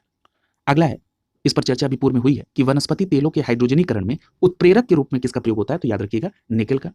अगला प्रश्न है वेल्डिंग में किस गैस का प्रयोग किया जाता है? तो याद रखिएगा ऑक्सीजन और एसिटिलीन गैस का प्रयोग वेल्डिंग में किया जाता है। क्लियर है? तो याद रखेंगे। अगला है बर्तन की सतह न चिपकने के वाले बहुलक को क्या कहते हैं? तो याद रखिएगा उसको टेफ्लॉन कहा जाता है। अगला प्रश्न है वाहनों के इंजन में उत्पन्न धात्विक ध्वनि क्या कहलाती है? तो याद रखिएगा उसको कहा जाता है अपस्फोटन। क्लियर है? अगला प्रश्न देखिए, पूछा जा रहा है कि वाहनों में अपस्फोटन को कम करने के लिए ईंधन में किसका मिश्रण मिलाया जाता है? तो याद रखिएगा वाहनों में अपस्फोटन को कम करने के लिए ईंधन में टेट्रा एथाइल लेड साथ ही साथ बेंजीन टालुइन जाइलिन का मिश्रण मिलाया जाता है। अगला प्रश्न है ऑटोमोबाइल इंजनों में प्रतिहिम के रूप में किसका प्रयोग होता है? तो याद रखिएगा प्रतिहिम के रूप में इंजनों में एथिलीन ग्लाइकॉल का प्रयोग किया जाता है। यह भी प्रश्न कई बार पूछा गया है। अगला प्रश्न है भारी वाहनों में ईंधन के रूप में डीजल का प्रयोग क्यों किया जाता है? तो याद रखिएगा उच्च क्षमता और आर्थिक बचत के लिए भारी वाहनों में ईंधन के तौर पर डीजल का प्रयोग किया जाता है। अगला प्रश्न है भोपाल गैस त्रासदी किस गैस के रिसाव से हुई थी? बहुत पॉपुलर प्रश्न है और बहुत सामान्य है, कई बार पूछा गया है। तो याद रखिएगा मिथाइल आइसोसाइनाइड यानी MIC का प्रयोग भोपाल गैस त्रासदी में हुई थी। अगला है किस रासायनिक यौगिक को मिर्बेन का तेल कहा जाता है? तो याद रखिएगा मिर्बेन का तेल नाइट्रोबेंजीन को कहा जाता है। तो याद रखेंगे मिर्बेन का तेल नाइट्रोबेंजीन को कहा जाता है। अगला है नाइट्रोग्लिसरीन किस संगठन के रूप में किसका प्रयोग होता है? तो नाइट्रोग्लिसरीन के रूप में कार्डाइट और ब्लास्टिंग जिलेटिन पदार्थ का प्रयोग किया जाता है। तो याद रखेंगे नाइट्रोग्लिसरीन के संगठन के रूप में कार्डाइट और ब्लास्टिंग जिलेटिन का प्रयोग किया जाता है। यहां पर एक बात और याद रखिएगा, यदि आपसे आइसोप्रीन के बारे में पूछा जाए तो आपका जवाब होगा आइसोप्रीन एक प्राकृतिक रबर का बहुलक है और जो नायलॉन होता है ये कृत्रिम बहुलक का उदाहरण है। अगला प्रश्न देखिए, पूछा जा रहा है कि द्वितीय विश्व युद्ध के समय में जो मलेरिया और टाइफाइड के रोगी थे उनके उपचार के लिए किस टीके का प्रयोग किया जाता था? तो आपका जवाब होगा DDT का। अब ये प्रश्न उठता है कि ये जो DDT है इसका फुल फॉर्म क्या है? तो इसमें जो पहला डी है उसका मतलब है डाइक्लोरो, दूसरे डी का मतलब है डाइफिनाइल और टी का मतलब होता है ट्राइक्लोरोएथेन। क्लियर है? अगला प्रश्न है कच्ची चीनी को रंगविहीन बनाने के लिए किस चारकोल का प्रयोग होता है? तो आपका जवाब होगा एनिमल चारकोल का। अगला प्रश्न है शहद में प्रमुख घटक कौन सा है? तो याद रखिएगा शहद में फ्रक्टोज शर्करा पाई जाती है। क्लियर है? अगला है फल को पकाने में किस रसायन का प्रयोग होता है? तो फलों को पकाने में कैल्शियम कार्बाइड का प्रयोग किया जाता है। अगला प्रश्न है शक्कर के किण्वन में कौन सा पदार्थ बनता है? तो याद रखिएगा शक्कर के किण्वन में इथाइल एल्कोहल बनता है। अगला प्रश्न है युद्ध स्थल पर प्रयोग की जाने वाली जो विषैली गैस है जिसका नाम है ल्यूसाइड, ये किससे बनती है? तो याद रखिएगा ल्यूसाइड एसिटिलीन गैस से बनती है। अगला है धान के खेतों में किस गैस का उत्पादन होता है? ये बहुत पॉपुलर प्रश्न है। याद रखिएगा धान के खेत में मेथेन गैस का उत्पादन होता है यानी CH4 का। अगला प्रश्न है किस एल्कोहल को वुड स्पिरिट के नाम से जानते हैं? तो याद रखिएगा मिथाइल एल्कोहल को वुड स्पिरिट के नाम से जानते हैं। बहुत इंपॉर्टेंट प्रश्न है। और यहाँ पर एक बात और याद रखिएगा, ये जो मेथिल एल्कोहल है ये एक रंगहीन द्रव होता है जो जल में हर अनुपात में घुलनशील होता है। अगला प्रश्न है कि जल में जब कार्बन डाइऑक्साइड को प्रवाहित करते हैं तो वाटर सोडा बनता है। ये जो वाटर सोडा है इसकी प्रकृति कैसी होती है? तो याद रखिएगा इसकी प्रकृति अम्लीय होती है। क्लियर है? अगला प्रश्न देखिए, पूछा जा रहा है कि संशोधित स्पिरिट में कौन सा रसायन होता है? तो याद रखिएगा संशोधित स्पिरिट में इथाइल एल्कोहल होता है 95%। अगला देखिए, पूछा जा रहा है कि बेकेलाइट किन पदार्थों के संघनन से बनता है? तो याद रखिएगा फिनॉल और फॉर्मेल्डिहाइड के संघनन से बेकेलाइट पदार्थ का निर्माण होता है। अगला है किस विलायक का प्रयोग नेल पेंट को हटाने वाले द्रव के रूप में किया जाता है, तो याद रखिएगा नेल पेंट को हटाने के लिए एसीटोन का प्रयोग किया जाता है। अगला प्रश्न है, किसका प्रयोग निश्चेतक के रूप में किया जाता है? तो याद रखिएगा क्लोरोफॉर्म यानी CHCl3 का प्रयोग निश्चेतक के तौर पर किया जाता है। अगला प्रश्न है, किस विस्फोटक को नोबेल तेल भी कहा जाता है? तो याद रखिएगा TNG, ये एक विस्फोटक है जिसको नोबेल तेल कहा जाता है। यदि हम TNG के फुल फॉर्म की बात करें तो इसका फुल फॉर्म होगा ट्राई नाइट्रोग्लिसरीन। अगला प्रश्न है, घरेलू LPG सिलेंडरों में दाब मापक नहीं प्रदान किया जा सकता है, क्यों? क्योंकि LPG सिलेंडर में गैस की मात्रा को प्रदर्शित नहीं कर सकते। अगला है, सभी जैव यौगिकों में अनिवार्य तत्व कौन सा होता है? तो याद रखेंगे सभी जैव यौगिकों में अनिवार्य तत्व कार्बन है। अगला है, फार्मेल्डिहाइड का 40% जली विलयन क्या कहलाता है? तो याद रखिएगा फार्मेल्डिहाइड का जो 40% जली विलयन है उसको फार्मेलिन कहा जाता है। क्लियर है? अगला देखिए, पूछा जा रहा है कि प्रकृति में सबसे अधिक मात्रा में पाए जाने वाला कार्बनिक यौगिक कौन सा है? तो आपका जवाब होगा सेलुलोज। अगला प्रश्न है, लौंग में कौन सा तेल पाया जाता है? तो आपका जवाब होगा यूजिनॉल। अगला प्रश्न है, पूछा जा रहा है कि मच्छर को भगाने वाली दवाओं में कौन सा रसायन होता है? बहुत इंपॉर्टेंट प्रश्न है और कई बार पूछा गया है, तो याद रखिएगा मच्छर को भगाने वाली दवाओं में एलिथ्रीन का प्रयोग किया जाता है। अगला है, मार्स गैस किसे कहा जाता है? तो याद रखिएगा मीथेन को यानी CH4 को मार्स गैस कहा जाता है। अगला प्रश्न है, दुर्गंध युक्त मक्खन और दूध में कौन सा अम्ल होता है? तो याद रखिएगा दुर्गंध युक्त मक्खन में ब्यूटायरिक अम्ल होता है और दूध में लैक्टिक अम्ल। अगला है, धूम्र कोहरा यानी जो स्मॉग होता है उसमें उपस्थित वह रसायन जो आंखों में जलन पैदा करता है, उसका नाम क्या है? तो याद रखिएगा उसमें होता है परॉक्सी एसिटिल नाइट्रेट। क्या होता है? परॉक्सी एसिटिल नाइट्रेट। अगले प्रश्न में पूछा जा रहा है कि किण्वन क्या है? तो याद रखिएगा किण्वन एक जैव रासायनिक प्रक्रिया है जिसे सर्वप्रथम फ्रांसीसी वैज्ञानिक लुई पॉस्चर ने अपने प्रयोगों के द्वारा समझाया था। अगले प्रश्न में पूछा जा रहा है कि मनुष्य के लिए सर्वाधिक अनिवार्य वसी अम्ल कौन सा है? तो याद रखिएगा लाइनोलिक अम्ल, ये मनुष्य में सर्वाधिक अनिवार्य वसी अम्ल है। क्या नाम है? लाइनोलिक अम्ल। अगला प्रश्न है, पूछा जा रहा है कि न सूखने वाले तेलों में किस वसी अम्ल का प्रयोग किया जाता है या किस वसी अम्ल की मात्रा अधिक होती है? तो याद रखिएगा ओलिक अम्ल की मात्रा अधिक होती है न सूखने वाले तेलों में। अगला है, डायनामाइट का मुख्य संगठक रसायन कौन सा है? तो याद रखिएगा डायनामाइट का जो मुख्य संगठक रसायन है वो है नाइट्रोग्लिसरीन। अगला प्रश्न है, बहुत इंपॉर्टेंट प्रश्न है, कई बार पूछा गया है। पूछा जा रहा है कि रोडेंटिसाइड जो रसायन है इसका प्रयोग कहाँ होता है? तो याद रखिएगा रोडेंटिसाइड रसायन का प्रयोग चूहों के नियंत्रण के लिए किया जाता है।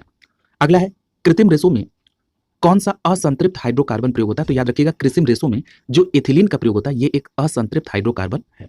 अगला प्रश्न है, खादानों में अधिकांश विस्फोट का कारण क्या है? तो वायु के साथ जो मीथेन का मिश्रण है ये खादानों में विस्फोट का कारण है। अगला प्रश्न है, पूछा जा रहा है कि एक वैज्ञानिक है जिनका नाम है वोहलर, इनके द्वारा सर्वप्रथम किस कार्बनिक पदार्थ को कृत्रिम रूप में प्रयोगशाला में संश्लेषित किया गया था? तो आपका जवाब होगा यूरिया का। क्लियर है? NH2CO NH2। अगला देखिए, पूछा जा रहा है कि कार्बनिक क्लोराइड यानी COCl2 के नाम से किसे जाना जाता है? तो याद रखिएगा फॉस्जीन गैस को कार्बनिक क्लोराइड के नाम से जाना जाता है। किसको? फॉस्जीन गैस को। अगला प्रश्न है, प्रशीतक फ्रेयॉन का रासायनिक नाम क्या है? तो याद रखिएगा प्रशीतक फ्रेयॉन का रासायनिक नाम है डाइक्लोरोमीथेन। क्लियर है? अगला देखिए, पूछा जा रहा है कि कार्बोक्सिलिक अम्ल यानी COOH और एल्कोहल के साथ अभिक्रिया क्या कहलाती है? तो याद रखिएगा कार्बोक्सिलिक अम्ल और एल्कोहल के साथ अभिक्रिया जब होती है तो उसे कहते हैं एस्टरीकरण। क्या कहते हैं? एस्टरीकरण। अगला है, पूछा जा रहा है हेक्साक्लोरोबेंजीन को किस प्रचलित नाम से जाना जाता है? तो याद रखिएगा हेक्साक्लोरोबेंजीन को गामेक्सिन के नाम से जाना जाता है। हेक्साक्लोरोबेंजीन को गामेक्सिन के नाम से जाना जाता है। अगला देखिए, याद रखिएगा ये जो किण्वन का प्रयोग है ये alcohol, bread, biscuit, cake, pastry, दही, सिरका आदि के निर्माण में किया जाता है। यहां से भी प्रश्न आपके यहां सीधे पूछे जाते हैं। अगला देखिए, यहां पर एक चार्ट के माध्यम से यौगिक का नाम है और उन यौगिक के उपयोग दिए गए हैं। परीक्षा के दृष्टिकोण से बहुत इंपॉर्टेंट है।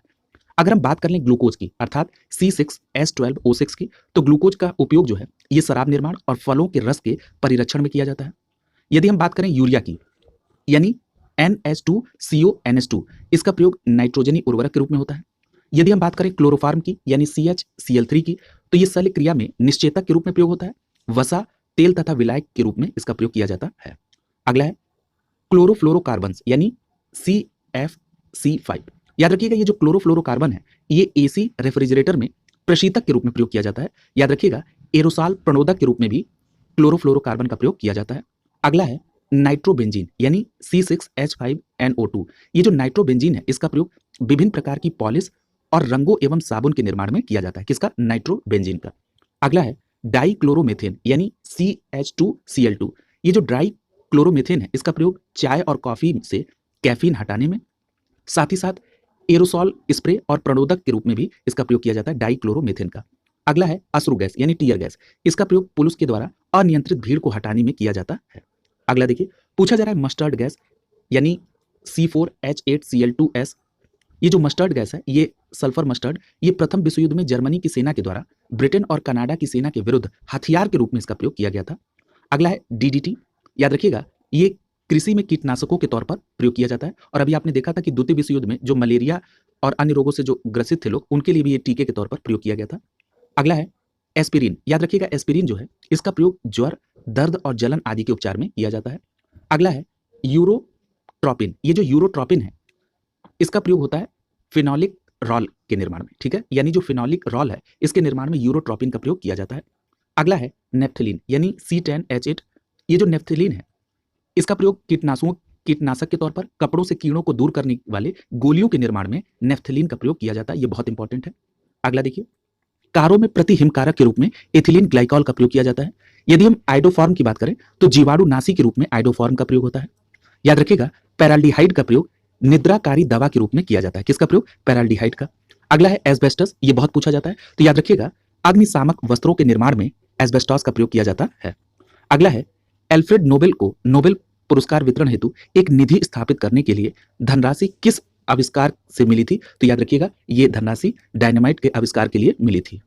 अगला है विस्फोटक RDX का अन्य नाम क्या है? तो याद रखिएगा, जो विस्फोटक RDX है उसका अन्य नाम है साइक्लोनाइट, हेक्सोजन और T4। क्लियर है? अगला देखिए, पूछा जा रहा है कि टेरिलीन क्या है? तो याद रखिएगा, टेरिलीन एक कृत्रिम रेशा है। अगला है नेत्रों के परीक्षण एल्केलॉइड के किस तनुकृत घोल से पुतलियों को फैलाकर किया जाता है? तो याद रखिएगा, इयोसिन के, ठीक है, यानी नेत्रों का जो परीक्षण है ये एल्केलाइड के इयोसिन तनुकृत घोल से पुतलियों को फैलाकर किया जाता है। अगला देखिए, अगला जो चैप्टर है वो है रासायनिक अभिक्रिया एवं गैसीय नियम। इसमें जो सबसे पहला प्रश्न है कि जल का भाप में बदलना किस प्रकार का परिवर्तन है? तो याद रखिएगा, जल का वाष्प में बदलना भौतिक परिवर्तन है। ठीक है, यहां पर एक बात बहुत सामान्य रूप से आप याद रखेंगे कि भौतिक परिवर्तन वो परिवर्तन होता है जो पुनः अपनी पूर्व की अवस्था को प्राप्त कर ले। क्लियर है? यानी जब जिस परिवर्तन में अगर पूर्व की अवस्था प्राप्त की जा सकती हो तो उसे कहते हैं भौतिक परिवर्तन। और रासायनिक परिवर्तन वो परिवर्तन होता है जिसमें आप पूर्व की अवस्था को प्राप्त नहीं कर पाते। क्लियर है? इस कॉन्सेप्ट को ध्यान में रखकर आप परिवर्तन को देखेंगे। जैसे जल वाष्प का भाप में बनना, आप देखते हैं कि जब भाप ऊपर से अगर ढक्कन लगा दें तो उसके किनारे जल की बूंदें बन जाती हैं, यानी वो परिवर्तन फिर से हो सकता है। क्लियर है? यानी ये भौतिक परिवर्तन है। अगला है ठोस से वाष्प बनने की जो प्रक्रिया है उसको क्या कहते हैं? तो याद रखिएगा, ठोस से वाष्प बनने की प्रक्रिया को ऊर्ध्वपातन कहा जाता है। अगला है अधिक ऊंचाई वाले स्थानों पर पानी 100 डिग्री सेल्सियस से नीचे तापमान पर उबलता है। क्यों? क्योंकि वायुमंडलीय दबाव कम हो जाता है। इसके कारण जो जल का क्वथनांक बिंदु है वो भी घट जाता है। क्लियर है? ये बात ध्यान रखेंगे, ये बहुत पूछे जाने वाला प्रश्न है। अगला प्रश्न है कि अशुद्धियों के कारण द्रव के क्वथनांक पर क्या प्रभाव पड़ता है? तो याद रखिएगा, अशुद्धियों के कारण द्रव का जो क्वथनांक है वो बढ़ जाता है। अगला है कोहरे में कौन सा कोलाइडी तंत्र प्रयोग होता है? तो याद रखिएगा, कोहरे में गैस में द्रव कोलाइडी तंत्र का प्रयोग किया जाता है। अगला है पूछा जा रहा है कि शक्कर के घोल का तापमान बढ़ाने से शक्कर की विलेयता पर क्या प्रभाव पड़ेगा? तो याद रखिएगा, शक्कर की विलेयता बढ़ जाती है। क्लियर है? ये आप चाय बनाते समय देख सकते हैं। अगला है नमक मिश्रित कपूर किस प्रकार से शुद्ध किया जा सकता है? तो याद रखिएगा, नमक मिश्रित कपूर है वो ऊर्ध्वपातन के द्वारा शुद्ध किया जा सकता है। अगला है जल अपघटन में ऊर्जा किस रूप में उत्पन्न होती है? तो याद रखिएगा, जल अपघटन में ऊर्जा ऊष्मा के रूप में उत्पन्न होती है। अगला है पानी में चीनी का घुलना किसका उदाहरण है? तो याद रखिएगा, ये एक भौतिक परिवर्तन है। क्लियर है? क्योंकि पुनः उस अवस्था को प्राप्त किया जा सकता है। अगला है किस मिश्रण में ठोस विलय को पृथक करने के लिए विधि होती है? तो उसको क्या कहते हैं? तो उसको कहते हैं क्रिस्टलीकरण। यानी किसी मिश्रण से ठोस विलय को पृथक करने की जो विधि होती है उसको कहते हैं क्रिस्टलीकरण। अगला देखिए, पूछा जा रहा है कि पायस किस प्रकार का कोलाइडी होता है? तो याद रखिएगा, जो पायस है ये द्रव में द्रव प्रकार का कोलाइड होता है। अगला है आयोडीन और पोटेशियम क्लोराइड के मिश्रण को किस प्रकार से पृथक किया जा सकता है? तो याद रखिएगा, आयोडीन और पोटेशियम क्लोराइड के जो मिश्रण है उसको ऊर्ध्वपातन के द्वारा पृथक किया जा सकता है। अगला है पूछा जा रहा है कि बॉयल का नियम किस स्थिति में लागू होता है? तो याद रखिएगा, बॉयल का नियम नियत ताप पर लागू होता है। अगले प्रश्न में पूछा जा रहा है कि समान ताप और दाब पर गैसों के समान आयतन में अणुओं की संख्या समान होती है, ये किस वैज्ञानिक के द्वारा नियम प्रतिपादित किया गया था? तो याद रखिएगा, एवोगैड्रो के द्वारा बताया गया कि अगर समान ताप और समान दाब है तो गैसों के समान आयतन में अणुओं की संख्या समान होती है। अगला देखिए, आगे बताया जा रहा है कि जो क्रोमेटोग्राफी तकनीक है इसका प्रयोग एक मिश्रण से पदार्थों को पृथक करने के लिए किया जाता है। यानी मिश्रण से पदार्थों को पृथक करने के लिए क्रोमेटोग्राफी तकनीक का प्रयोग किया जाता है। अगला प्रश्न देखिए, अगले प्रश्न में पूछा जा रहा है कि आदर्श गैस की ऊर्जा उसकी किस स्थिति पर आधारित होती है? तो याद रखिएगा, आदर्श गैस की ऊर्जा तापमान पर आधारित होती है। अगले प्रश्न में पूछा जा रहा है कि गैसें आदर्श व्यवहार से विचलन क्यों प्रदर्शित करती हैं? तो याद रखिएगा उनके अणुओं के मध्य आकर्षण बल लगने के कारण। अगला प्रश्न है, पूछा जा रहा है कि दहन किस प्रकार की अभिक्रिया है? तो याद रखिएगा दहन एक ऑक्सीकरण अभिक्रिया है। अगले प्रश्न में पूछा जा रहा है कि स्थिर ताप पर गैस प्रसारित करने पर गैस पर क्या प्रभाव पड़ता है? तो याद रखिएगा उसका दाब जो है वो घटता है। क्लियर है? अगला है परम ताप किस नियम का परिणाम है? तो याद रखिएगा चार्ल्स के नियम का परिणाम है परम ताप। अगला प्रश्न है, पूछा जा रहा है कि गैसीय समीकरण पीवी इक्वल टू एनआरटी में आर क्या प्रदर्शित करता है? तो याद रखिएगा आर एक मोल गैस को प्रदर्शित करता है। अगला प्रश्न है, पूछा जा रहा है कि आदर्श गैस की ऊर्जा निर्भर करती है। तो याद रखिएगा आदर्श गैस की ऊर्जा गैस के मोलों की संख्या पर निर्भर करती है। क्लियर है? अगला जो प्रश्न है ये कई बार पूछा गया है, पूछा जाता है कि पाश्चुराइजेशन की प्रक्रिया क्या है? तो याद रखिएगा पाश्चुराइजेशन की प्रक्रिया में दूध को पहले अधिक देर तक उच्च तापमान पर यानी लगभग 150 फ़ारेनहाइट पर गर्म किया जाता है और एक निश्चित समय में अचानक ठंडा कर दिया जाता है। तो इस पूरी प्रक्रिया को पाश्चुराइजेशन कहा जाता है। क्लियर? अगला देखिए, पूछा जा रहा है कि रोटी तथा गर्म गैस के गुब्बारों का फूलना किस गैसीय नियम को दर्शाता है? तो याद रखिएगा ये चार्ल्स के नियम को दर्शाता है। यानी रोटी और गर्म गैस के गुब्बारों का फूलना चार्ल्स के गैसीय नियम को दर्शाता है। अगला देखिए, पूछा जा रहा है कि तापमान को कितना कम कर देने पर सभी गैसें शून्य आयतन घेरेंगी? तो याद रखिएगा तापमान को यदि परम शून्य ताप तक कम कर दिया जाए तो सभी गैसें शून्य आयतन घेरेंगी। परम शून्य ताप का मतलब -273 डिग्री सेल्सियस। अगला है, स्थिर ताप पर किसी गैस का दाब 3 गुना कर देने पर उसका आयतन क्या होगा? तो याद रखिएगा उसका आयतन तिहाई हो जाएगा। क्लियर है? अगला देखिए, पूछा जा रहा है कि एक गैस का वाष्प घनत्व 14 है तो उसका अणु भार कितना होगा? तो याद रखिएगा अगर वाष्प घनत्व 14 है तो उसका अणु भार 28 होगा। अगला है, पूछा जा रहा है कि बादल किसका कोलाइडी परिक्षेपण है? तो याद रखिएगा बादल वायु के परिक्षेपण माध्यम में जल बिंदु का कोलाइडी परिक्षेपण है। अगला देखिए, पूछा जा रहा है कि पानी में उपस्थित कोलाइडी कण किस प्रक्रिया द्वारा हटाए जा सकते हैं? तो याद रखिएगा स्कंदन की प्रक्रिया के द्वारा। अगला देखिए, पूछा जा रहा है कि सामान्य ताप और दाब पर से क्या आशय है? तो याद रखिएगा सामान्य ताप और दाब का मतलब है 0 डिग्री सेल्सियस या 273 केल्विन ताप को सामान्य ताप और 760 मिलीमीटर दाब को सामान्य दाब कहा जाता है। क्लियर है? अगला प्रश्न पूछा जा रहा है कि किसी गैस के विसरण गति तथा उसके अणु भार में क्या संबंध होता है? तो याद रखिएगा गैस के विसरण गति उसके अणु भार के वर्गमूल के व्युत्क्रमानुपाती होता है। अगला प्रश्न देखिए, अगला जो चैप्टर है वो है तत्वों का आवर्ती वर्गीकरण। पूछा जा रहा है कि जो उत्कृष्ट गैसें हैं उनकी आवर्त सारणी में किस वर्ग में रखा गया? तो याद रखिएगा उत्कृष्ट गैसों को आवर्त सारणी में वर्ग 18 में रखा गया। अगर हम हैलोजन परिवार की इलेक्ट्रॉन बंधुता के घटने का क्रम देखें तो देखिए इसके पूर्व में चर्चा हो चुकी है।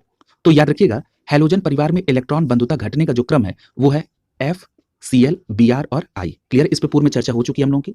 अगला है, पृथ्वी पर सबसे कम पाई जाने वाली धातु कौन सी है? तो याद रखिएगा सबसे कम पाई जाने वाली धातु एस्टेटीन है। क्लियर है? अगला है, आवर्त सारणी में किस वर्ग में सर्वाधिक गैसीय तत्व है? तो याद रखिएगा शून्य वर्ग में, यानी सभी गैसें अक्रिय गैसें व एक परमाणविक तत्व इसमें होते हैं।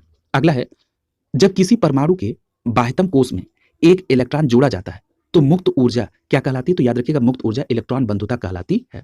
अगला है, सर्वाधिक घनत्व वाला तत्व कौन सा है? तो याद रखिएगा सर्वाधिक घनत्व वाला तत्व ऑस्मियम है।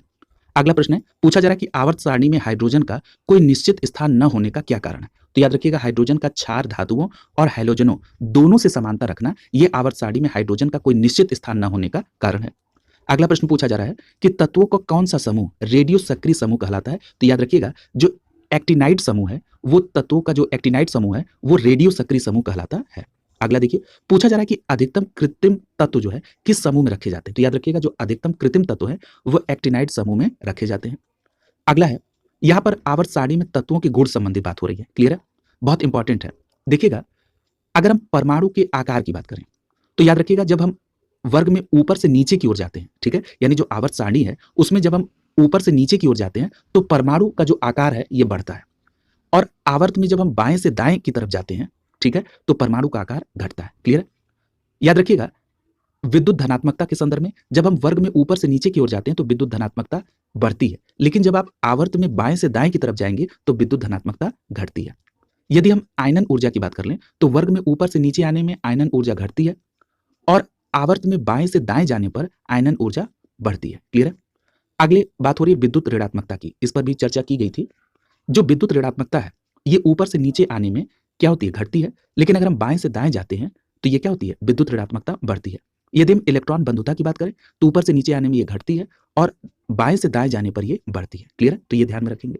अगला देखिए, पूछा जा रहा है कि किस ब्लॉक में धातु, अधातु और उपधातु सभी प्रकार के तत्व पाए जाते हैं? तो याद रखिएगा पी ब्लॉक में। अगला है, आंतरिक संक्रमण तत्व क्या है? तो याद रखिएगा आंतरिक संक्रमण तत्व लैंथेनाइट और एक्टिनाइट श्रेणी के तत्व होते हैं। अगला देखिए, पूछा जा रहा है कि आधुनिक आवर्त सारणी में तत्वों को किस प्रकार से व्यवस्थित किया गया है? तो याद रखिएगा आधुनिक आवर्त सारणी में तत्वों को बढ़ते हुए परमाणु क्रमांक के रूप में व्यवस्थित किया गया है। अगला प्रश्न पूछा जा रहा है कि आवर्त सारणी में जो ऊर्ध्वाधर स्तंभ है, जिसकी अभी ऊपर चर्चा हो रही थी, उसको क्या कहते हैं? तो उसको वर्ग कहा जाता है। क्लियर है? अगला देखिए, पूछा जा रहा है किसी उदासीन परमाणु से एक इलेक्ट्रॉन निकालने के लिए आवश्यक ऊर्जा की मात्रा को क्या कहते हैं? तो उसको आयनन विभव कहा जाता है। क्लियर है? अगला देखिए, यहां पर तत्वों से संबंधित कुछ प्रमुख तथ्य दिए गए हैं। जैसे अगर आपसे पूछा जाए कि कुल ज्ञात तत्व कितने हैं, तो आपका जवाब होगा 118। यदि पूछा जाए कि प्रकृति में प्राप्त तत्व कितने हैं, तो आपका जवाब होगा 94। पूछा जाएगा कि कृत्रिम विधि से निर्मित तत्व कितने हैं, तो आपका जवाब होगा 24। यदि पूछा जाए कि धातु तत्वों की संख्या कितनी है, तो आपका जवाब होगा 91। यदि पूछा जाए कि अधातु तत्वों की संख्या कितनी है, तो आपका जवाब होगा 20। यदि पूछा जाए कि उपधातु तत्वों की संख्या कितनी है, तो आपका जवाब होगा 7। अभी आपने ऊपर नाम भी देखे थे। अगला है कि भूपर पट्टी में सबसे अधिक मात्रा में क्या पाई जाती है? ऑक्सीजन। इसकी भी अभी चर्चा हो चुकी है। यदि पूछा जाए कि भूपर पट्टी में सबसे अधिक मात्रा में पाए जाने वाला धातु तत्व कौन सा है, तब आपका जवाब होगा एल्यूमिनियम। अगर पूछा जाए कि सबसे हल्का तत्व कौन सा है, तो आपका जवाब होगा हाइड्रोजन। पूछा जाए कि सबसे भारी तत्व कौन सा होता है, तो आपका जवाब होगा ऑस्मियम। यदि आपसे यह पूछा जाए कि सबसे हल्की धातु तत्व कौन सी है, तो आपका जवाब होगा लिथियम। याद रखिएगा द्रव धातु तत्व कौन सा है, तो पारा। और द्रव अधातु तत्व क्या है? ब्रोमीन। क्लियर है?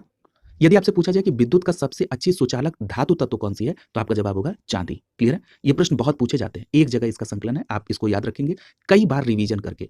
एक ही वीडियो में आपको पूरी ये केमिस्ट्री को कंप्लीट कराया जा रहा है, इसलिए आप इसको कई बार रिवीजन करके इसको याद रख लेंगे। अगला है कि विद्युत की सुचालक अधातु तत्व कौन सी है, तो आपका जवाब होगा ग्रेफाइट। यदि पूछा जाए कि सबसे अधिक आघात वर्धनीय तत्व कौन सा है, तो आपका जवाब होगा सोना। सबसे अधिक क्रियाशील अधातु तत्व कौन सी है, तो आपका जवाब होगा फ्लोरीन। यदि पूछा जाए सबसे अधिक क्रियाशील धातु तत्व कौन सी है, तब आपका जवाब होगा सीजियम। यदि पूछा जाए कि सर्वाधिक आयनन विभव वाला तत्व कौन सा है, तब आपका जवाब होगा हीलियम। अगला है न्यूनतम आयनन विभव वाला तत्व कौन सा है, तब आपका जवाब होगा सीजियम। यदि आपसे पूछा जाए कि सर्वाधिक इलेक्ट्रॉनिक प्राप्ति वाला तत्व कौन सा है, तब आपका जवाब होगा क्लोरीन। यदि आपसे पूछा जाए कि सर्वाधिक विद्युत ऋणात्मक तत्व कौन सा है, तब आपका जवाब होगा फ्लोरीन। और यदि पूछा जाए कि सबसे प्रबल ऑक्सीकारक पदार्थ कौन है, तब भी आपका जवाब होगा फ्लोरीन। क्लियर है? और मानव शरीर में सर्वाधिक पाए जाने वाला तत्व कौन सा है, तब आपका जवाब होगा ऑक्सीजन। अगर पूछा जाए कि मिट्टी के तेल में रखा जाने वाला तत्व कौन सा है, तो ऊपर चर्चा हो चुकी है, सोडियम। अगला है हड्डियों और दांतों का निर्माण करने वाला तत्व क्या है, तो आपका जवाब होगा कैल्शियम। क्लियर है? अगला है मेंडलीव के अनुसार तत्वों के गुण आवर्ती फलन होते हैं, तो याद रखिएगा मेंडलीव के अनुसार जो तत्वों के गुण आवर्ती फलन होते हैं वो परमाणु भार के आवर्ती फलन होते हैं। अगला है तत्वों के वर्गीकरण से संबंधित त्रिक के नियम प्रतिपादित किसने किया था, तो याद रखिएगा ये नियम प्रतिपादित किया था डोबे राइनर ने। किसने? डोबे राइनर ने। अगला चैप्टर है विविध से संबंधित, यानी इसमें मिसलिनियस प्रश्न आपको मिल जाएंगे। इसमें जो सबसे पहला प्रश्न पूछा जा रहा है कि रेडियो सक्रियता की माप किसके द्वारा की जाती है, तो याद रखिएगा रेडियो सक्रियता की माप गेगर काउंटर के द्वारा की जाती है। अगला प्रश्न पूछा जा रहा है सबसे अधिक दहनशील गैस कौन सी है, तो आपका जवाब होगा हाइड्रोजन सबसे अधिक दहनशील गैस है। अगला प्रश्न है द्रवित पेट्रोलियम गैस यानी जो एलपीजी है उसमें कौन सी मुख्य रूप से गैस होती है, तो याद रखिएगा ब्यूटेन और प्रोपेन एलपीजी में सबसे प्रमुख गैसें होती हैं। अगले प्रश्न में पूछा जा रहा है कि किस वैज्ञानिक रबर के वल्नीकरण की प्रक्रिया के आविष्कारक के रूप में माने जाते हैं, तो उनका नाम है चार्ल्स गुडईयर। यानी चार्ल्स गुडईयर वो वैज्ञानिक है जो रबर के वल्नीकरण की प्रक्रिया के आविष्कारक माने जाते हैं। क्लियर है? आगे यहाँ पर एक चार्ट दिया गया है जो प्रायोगिक क्षेत्र और उनके अनुप्रयोग से संबंधित है। इस चार्ट को कंप्लीट करने से पहले जरा इस साइड के भी प्रश्न को देख लीजिए। यदि पूछा जाए कि नाभिकीय ईंधन किसे कहते हैं, तो याद रखिएगा नाभिकीय ईंधन के तौर पर थोरियम का प्रयोग होता है। याद रखिएगा निर्जल क्रिस्टल का रासायनिक सूत्र क्या है, तो निर्जल क्रिस्टल का रासायनिक सूत्र है NH4 ब्रैकेट बंद उसके बाद 2SO4। अगला है N2 और S2 द्वारा अमोनिया बनाने में हैबर विधि में किस उत्प्रेरक का प्रयोग किया जाता है, तो याद रखिएगा इसमें उत्प्रेरक के तौर पर लोहे का प्रयोग होता है यानी Fe का। पूछा जा रहा है कि सामान्य गैस यानी जो कॉमन गैस है उसका समीकरण क्या है, तो याद रखिएगा सामान्य गैस का समीकरण है PV = nRT। अगला है सोडा वाटर बनाने में किस गैस का प्रयोग किया जाता है, तो याद रखिएगा अभी आपने ऊपर पढ़ा था कि सोडा बनाने में कार्बन डाइऑक्साइड गैस का प्रयोग किया जाता है अर्थात CO2, और इसकी प्रकृति कैसी होती है, अम्लीय होती है, अभी आपने पढ़ा था। अगला है स्टार्च किसका उदाहरण है, तो याद रखिएगा स्टार्च पॉलीमर का उदाहरण है। अब यहाँ चार्ट के माध्यम से कुछ प्रायोगिक क्षेत्र हैं और उनके अनुप्रयोग हैं, तो आइए देखते हैं। सबसे पहला है कार्बन आयु गणना, जिसको आप कहते हैं इंग्लिश में कार्बन डेटिंग। याद रखिएगा ये जो कार्बन डेटिंग है इसका प्रयोग आप जीवाश्मों की आयु की गणना में करते हैं। जीवाश्मों का मतलब मृत जीव और वनस्पति की आयु की गणना में कार्बन डेटिंग का प्रयोग किया जाता है, और इसमें जो प्रयुक्त रेडियो समस्थानिक है वो क्या है, कार्बन 14। क्लियर है? तो ध्यान रखेंगे, बहुत महत्वपूर्ण तथ्य है ये। अगला है यूरेनियम लेड आयु गणना। ये जो यूरेनियम लेड आयु गणना है इसको शॉर्ट फॉर्म में UPB डेटिंग कहते हैं। और यूरेनियम लेड आयु गणना पृथ्वी और प्राचीन चट्टानों की आयु की गणना के लिए प्रयोग किया जाता है। यदि हम इसमें प्रयुक्त रेडियो समस्थानिक की बात करें तो वो है यूरेनियम और लेड। क्लियर है? अगला देखिए, पूछा जा रहा है कि रूबिडियम और ट्रांसियम आयु गणना। तो याद रखिएगा, रूबिडियम और ट्रांसियम आयु गणना को शॉर्ट में कहते हैं RBSR डेटिंग, और इसके द्वारा चट्टानों और खनिजों की आयु की गणना की जाती है। याद रखिएगा, यदि इसमें प्रयुक्त रेडियो समस्थानिक की बात करें तो वो है रूबिडियम और ट्रांसियम। क्लियर है? अगला देखिए, अगला है पोटेशियम आर्गन आयु गणना, यानी इसको शॉर्ट फॉर्म में क्या कहते हैं? KAR dating. ये जो KAR डेटिंग है ये भूगर्भित चट्टानों की आयु ज्ञात करने के लिए की जाती है। याद रखिएगा, इसमें जो रेडियो समस्थानिक प्रयोग होते हैं वो होता है पोटेशियम और आर्गन। क्लियर है?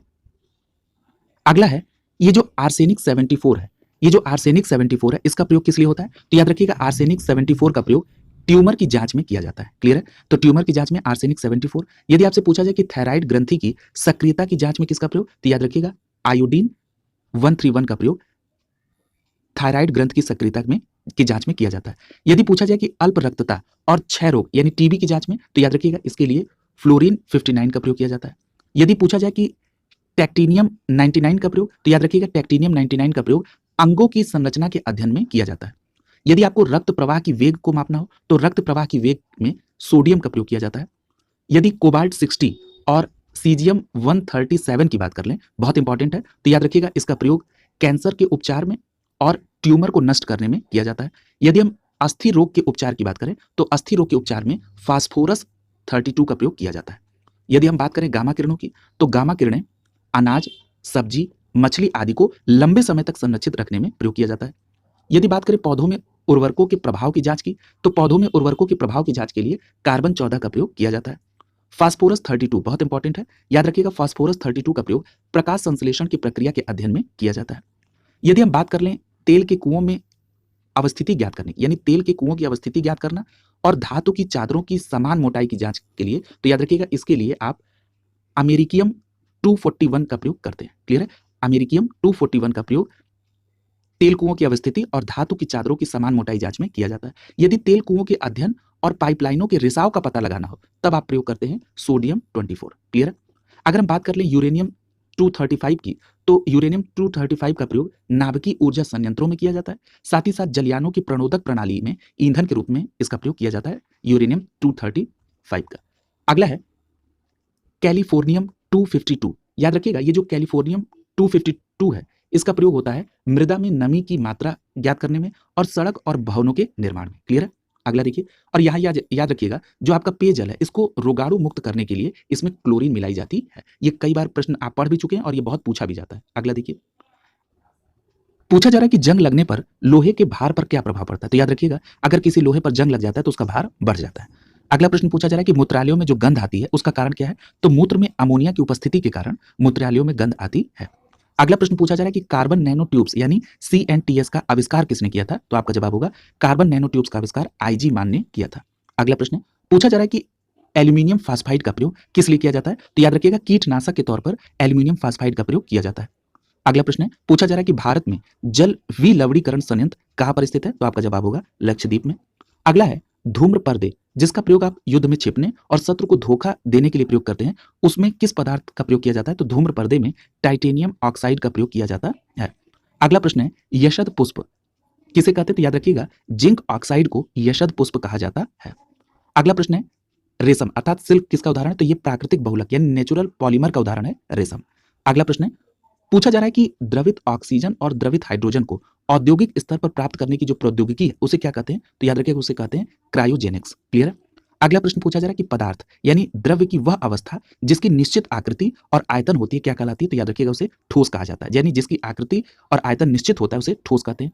अगला है पोटेशियम नाइट्रेट यानी KNO3 यानी पोटेशियम नाइट्रेट का प्रयोग मुख्यतः किस पदार्थ के निर्माण में होता है? तो याद रखिएगा उर्वरक के निर्माण में पोटेशियम नाइट्रेट का प्रयोग यानी KNO3 का प्रयोग किया जाता है। क्लियर है? आगे चार्ट के माध्यम से कुछ बातें हैं, आइए इस साइड के भी कुछ प्रश्न को कवर कर लेते हैं। अगर हम बात करें कि सूर्य का निर्माण मुख्यतः किस तत्व से हुआ है? तो याद रखिएगा सूर्य का निर्माण मुख्यतः हाइड्रोजन से हुआ है। अगर पूछा जाए कि साबुन बनाने में किस पदार्थ का प्रयोग होता है? तो याद रखिएगा वनस्पति तेल का प्रयोग होता है। गोबर गैस, याद रखिएगा गोबर गैस में मुख्य घटक क्या है? तो मीथेन यानी CH4। ये बहुत प्रश्न पूछा जाता है। अगला है पूछा जा रहा है कि सिलिकेट जिसको सिलिका ऑफ मैग्नीशियम के रूप में भी जाना जाता है, ये प्रचुर मात्रा में पृथ्वी के किस भाग में पाया जाता है? तो याद रखिएगा सिलिकेट अर्थात सिलिका ऑफ मैग्नीशियम पृथ्वी के भूपर पट्टी यानी क्रस्ट भाग में पाया जाता है। अगला देखिए, आपने ज्योग्राफी में भूपर पट्टी, मेंटल, कोर आदि के बारे में पढ़ा होगा। अगर नहीं पढ़ा है तो उसको जब ज्योग्राफी को कवर किया जाएगा तो उसमें चर्चा कर ली जाएगी। वहां से भी कई प्रश्न पूछा जाता है।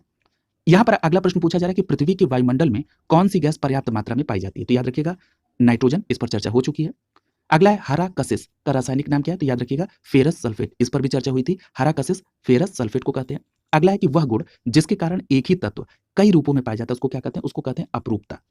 अगला है चार्ल्स का नियम पदार्थ के किन गुणों के मध्य संबंधों को व्यक्त करता है? तो याद रखिएगा चार्ल्स का नियम आयतन और दाब इन गुणों के मध्य संबंधों को व्यक्त करता है।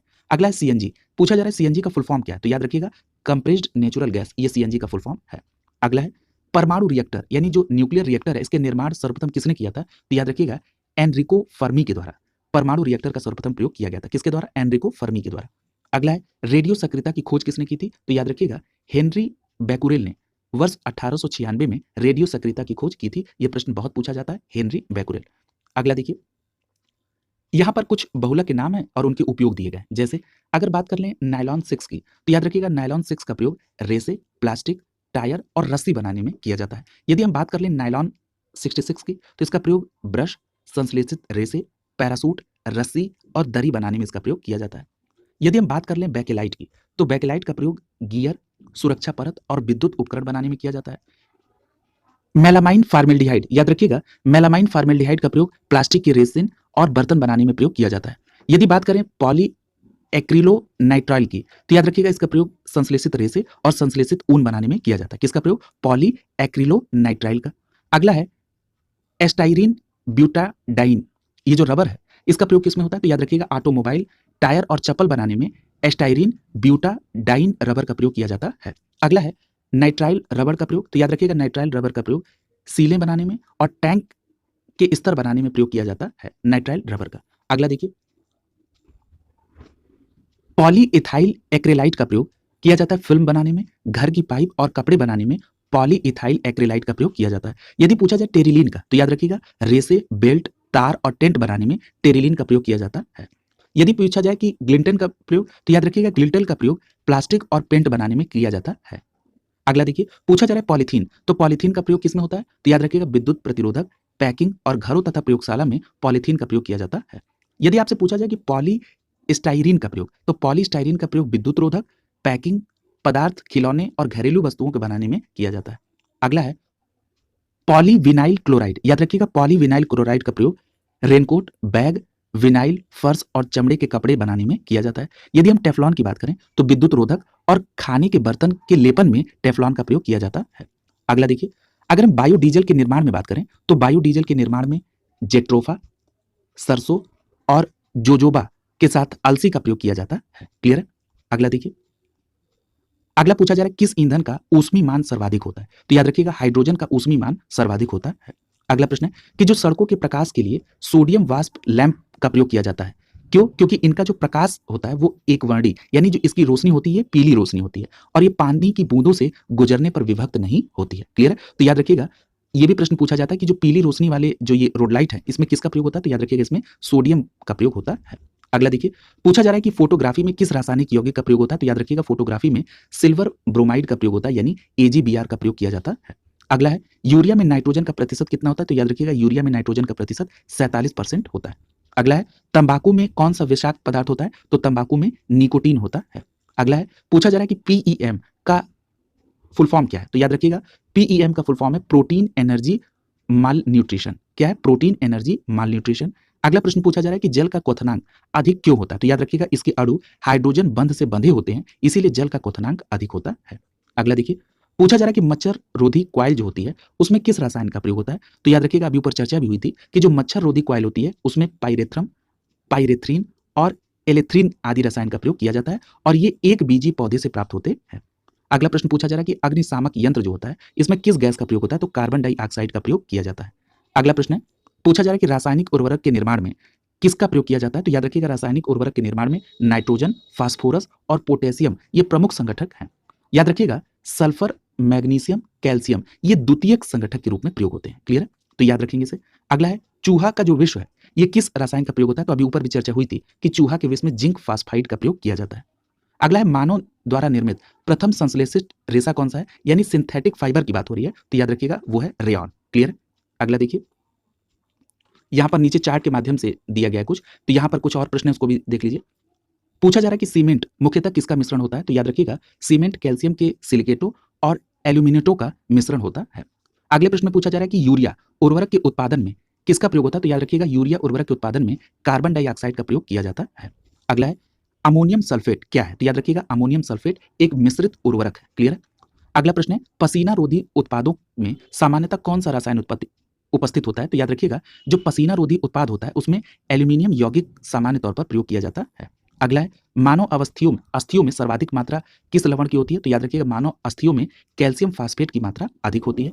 अगला है जेली के निर्माण में कौन सा फल सर्वाधिक उपयुक्त होता है? तो याद रखिएगा जेली के निर्माण में अमरूद सर्वाधिक उपयुक्त होता है। अगला प्रश्न पूछा जा रहा है संयुक्त राष्ट्र ने 2011 को किस रूप से मनाने का निर्णय लिया था? तो अंतर्राष्ट्रीय रसायन विज्ञान के रूप में मनाए जाने का निर्णय लिया था। अगला देखिए, यहाँ पर पादपों की वृद्धि हेतु आवश्यक पोषक तत्व के नाम दिए गए। तो देखिए पादपों की वृद्धि के लिए जो आवश्यक पोषक तत्व हैं उसमें हाइड्रोजन है, कैल्शियम है, ऑक्सीजन है, मैग्नीज है, नाइट्रोजन है, कार्बन है, फास्फोरस है, पोटेशियम है, जिंक है, मैग्नीशियम है, सल्फर है, आयरन है, कॉपर है, बोरान है, माल्बेडिनम है और क्लोरीन है। ठीक है, तो ये सभी जो पोषक तत्व हैं ये पौधों की वृद्धि के लिए आवश्यक है। अगला प्रश्न पूछा जा रहा है कि साबुन निर्माण की विधि क्या कहलाती है? तो उसको कहते हैं साबुनीकरण। अगले प्रश्न में पूछा जा रहा है कि वायु का अकार्बनिक गैसीय प्रदूषण कौन सा है? तो याद रखिएगा हाइड्रोजन सल्फाइड, ये वायु का अकार्बनिक गैसीय प्रदूषण है। अगले प्रश्न में पूछा जा रहा है कि डीजल की गुणवत्ता को कौन प्रदर्शित करता है? तो याद रखिएगा डीजल की गुणवत्ता सीटन संख्या द्वारा प्रदर्शित होती है। अब आइए जरा यहाँ पर रंग देने वाले पदार्थ और जो कांच का रंग है उसमें अगर देखें पोटेशियम डाई क्रोमेट की, तो याद रखिएगा जो पोटेशियम डाई क्रोमेट है ये कांच में हरा और हरा पीला रंग देता है। यदि हम क्यूप्रस लवण की बात करें तो ये कांच में लाल रंग देता है। यदि हम बात करें कैडमियम सल्फाइड की, तो याद रखिएगा कैडमियम सल्फाइड नींबू जैसा पीला रंग देता है। यदि हम बात करें कार्बन की, तो कार्बन कहरुआ रंग देता है। ठीक है, अगला देखिए कोबाल्ट ऑक्साइड, तो याद रखिएगा कोबाल्ट ऑक्साइड गहरा नीला रंग देता है। ये कई बार पूछा गया प्रश्न है। अगला है पूछा जा रहा है सोडियम क्रोमेट या फेरस ऑक्साइड, तो याद रखिएगा सोडियम क्रोमेट या फेरस ऑक्साइड जो है ये हरा रंग प्रदान करता है। अगला देखिए, यदि हम बात करें सिलोनियम ऑक्साइड की, तो याद रखिएगा सिलोनियम ऑक्साइड कांच में नारंगी लाल रंग प्रदान करता है। इसी प्रकार फेरिक लवण या सोडियम यूरेनेट ये प्रतिदीप्तिशील पीला रंग प्रदान करता है कांच में। यदि आपसे पूछा जाए गोल्ड क्लोराइड या पर्पल ऑफ कासियस, तो याद रखिएगा ये रूबी जैसा लाल रंग प्रदान करता है। अगर बात किया जाए क्यूप्रस ऑक्साइड की या कैडमियम सल्फाइड की, तो याद रखिएगा ये चटक लाल रंग प्रदान करता है कांच में। और वहीं अगर पूछा जाए क्यूप्रिक लवण, तो आपका जवाब होगा ये पीकॉक नीला रंग प्रदान करता है कांच में, याद रखेंगे। आगे यहाँ पर चार्ट के माध्यम से प्रमुख थर्मोप्लास्टिक हैं और उनके उपयोग दिए गए। जैसे पहला है पॉलीथीन यानी पॉलीएथिलीन। याद रखिएगा पॉलीएथिलीन का प्रयोग पाइप, कुर्सी, मेज, थैले, बोतल, खिलौने आदि के निर्माण में किया जाता है। वहीं अगर हम बात कर ले पॉलीविनाइल क्लोराइड की, तो पॉलीविनाइल क्लोराइड जल आपूर्ति करने वाली पाइप, बैग, खिलौने और रक्त रखने वाले बैग के निर्माण में प्रयोग में आता है। यदि हम बात करें पॉली एस्टाइरीन यानी स्टाइरीन की, तो याद रखिएगा पॉली स्टाइरीन का प्रयोग खाना रखने वाले कंटेनर, खाने की प्लेटों, सीडी केस, रेडियो और टीवी कैबिनेट के निर्माण में इसका प्रयोग किया जाता है। अगला है ल्यूसाइट या एक्रिलिक ग्लास या एक्रीलाइट, इनका प्रयोग कांच के स्थान पर प्रयोग किया जाता है और कॉन्टैक्ट लेंस जो होता है उसके निर्माण में भी इनका प्रयोग किया जाता है, बहुत महत्वपूर्ण है। अगला है टेफ्लॉन। याद रखिएगा जो नॉन स्टिक बर्तन होते हैं या जो गैसकेट होते हैं इनके निर्माण में टेफ्लॉन का प्रयोग किया जाता है। अगला है द्रवीकृत पेट्रोलियम गैस यानी एलपीजी की बात हो रही है। इसका प्रयोग किस रूप में किया जाता है? तो याद रखिएगा खाना पकाने और वाहन के ईंधन के रूप में इसका प्रयोग किया जाता है। अगला है पोटेशियम ब्रोमाइड। याद रखिएगा पोटेशियम ब्रोमाइड अर्थात केबीआर, इसका प्रयोग शांतिकारक औषधि के रूप में किया जाता है। अगला है घरेलू गैस के सिलेंडरों में गैस के रिसाव का पता लगाने के लिए गैस में किस पदार्थ को मिलाया जाता है? तो याद रखिएगा इसमें गैस में एथिलीन मरकेप्टेन को मिलाया जाता है। ठीक है, यानी एथिलीन मरकेप्टेन के मिलाए जाने के कारण जब गैस का रिसाव होता है तो वो दुर्गंध पता चलती है। अगला है कौन से ईंधन में सबसे कम पर्यावरण प्रदूषण होता है? तो याद रखिएगा हाइड्रोजन, जिसे भविष्य का ईंधन भी कहा जाता है। अगला है किसका प्रयोग नोदक या रॉकेट में ईंधन के रूप में किया जाता है? तो याद रखेंगे द्रव हाइड्रोजन और द्रव ऑक्सीजन का प्रयोग। अगला प्रश्न है बायोगैस को अन्य किस नाम से जानते हैं? तो इसको गोबर गैस के नाम से भी जानते हैं। और अभी आपने पढ़ा था कि बायोगैस या गोबर गैस में कौन सी प्रमुख गैस होती है? तो मीथेन यानी CH4, याद रखेंगे। अगला है पारा। पारा धातु जो है वो सामान्य ताप पर द्रव अवस्था में होता है, ये बात ध्यान में रखेंगे। अगला है, किस वैज्ञानिक ने गोबर गैस प्रणाली का आविष्कार किया था? तो आपका सीधा जवाब होगा सीबी देसाई ने गोबर गैस प्रणाली का आविष्कार किया था। अगला है, जेट्रोफा नामक वनस्पति, याद रखिएगा जेट्रोफा नामक वनस्पति का उपयोग जो है ये बायोडीजल के निर्माण में किया जाता है। अगला है, पूछा जा रहा है कि क्लोरीनन क्या होता है? तो याद रखिएगा जब आप संदूषित जल में क्लोराइड की थोड़ी मात्रा मिलाते हैं तो इस पूरी प्रक्रिया को क्लोरीनन कहा जाता है। यानी जो प्रदूषित जल है उसको शुद्ध करने के लिए जब उसमें क्लोरीन मिलाया जाता है तो उसको कहा जाता है क्लोरीनन। अगला है, आवश्यक तेलों में कौन सा पदार्थ पाया जाता है? तो याद रखिएगा आवश्यक तेलों में टर्फिनोइड पाया जाता है। क्या होता है? टर्फिनोइड। अगला देखिए, पूछा जा रहा है कि विमानन ईंधन जो है उसको जमने से रोकने के लिए उसमें क्या मिलाया जाता है? तो याद रखिएगा उसमें एथिलीन ग्लाइकॉल पदार्थ मिलाया जाता है। अगला देखिए, पूछा जा रहा है कि ऑक्टेन संख्या के लिए किस यौगिक का मान न्यूनतम होता है? तो याद रखिएगा ऑक्टेन संख्या के लिए एन हेप्टेन यौगिक का मान न्यूनतम होता है। अगले प्रश्न में पूछा जा रहा है कि मिट्टी के तेल के क्वथनांक को कितने ताप परिसर द्वारा दर्शाया जाता है? तो याद रखिएगा 150 डिग्री सेल्सियस से 300 डिग्री सेल्सियस ताप परिसर में मिट्टी के तेल के क्वथनांक को दर्शाया जाता है। अगला प्रश्न देखिए, पूछा जा रहा है कि धातु की शुद्धता का निर्धारण किसकी सहायता से किया जा सकता है? तो याद रखिएगा धातु की शुद्धता का निर्धारण आर्किमिडीज के सिद्धांत की सहायता से किया जा सकता है। अगला प्रश्न है, संक्षारण किस प्रकार की अभिक्रिया है? तो याद रखिएगा रेडॉक्स अभिक्रिया है संक्षारण। अगला है, पूछा जा रहा है कि वह कौन सा कार्बनिक यौगिक है जिसे तांबे के तार के साथ गर्म करने पर हरे नीले रंग की लौ निकलती है? तो याद रखिएगा उसका नाम है क्लोरोबेंजीन।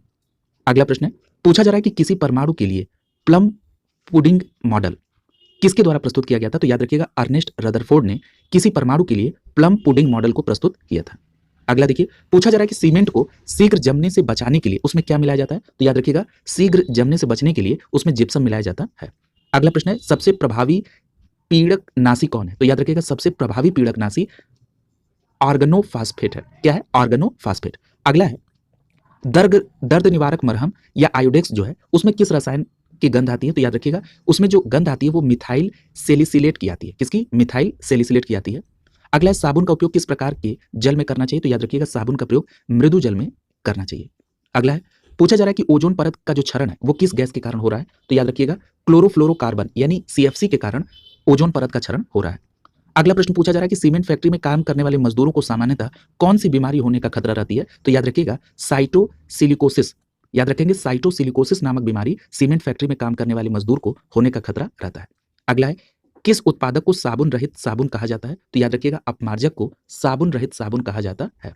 अगला है, रेलवे पटरियों को जोड़ने के लिए प्रयुक्त होने वाली अभिक्रिया में कौन सा अवकारक शामिल है? तो याद रखिएगा एल्यूमिनियम।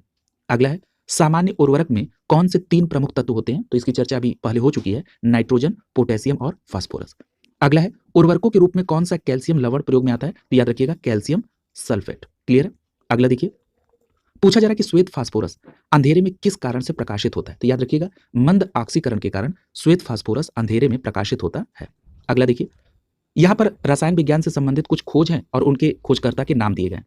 यहाँ से प्रश्न आपके यहाँ बनता है, जैसे इलेक्ट्रॉन की बात हो चुकी है कि जे थॉमसन ने इसकी खोज की थी। अगर हम न्यूट्रॉन की बात करें तो न्यूट्रॉन की खोज जेम्स चैडविक ने की थी। पॉजिट्रॉन की खोज किसने की थी? कार्ल एंडरसन ने की थी। परमाणु क्रमांक की खोज मोजले ने की थी। इसी प्रकार द्रव्यमान संरक्षण का नियम किसने दिया था?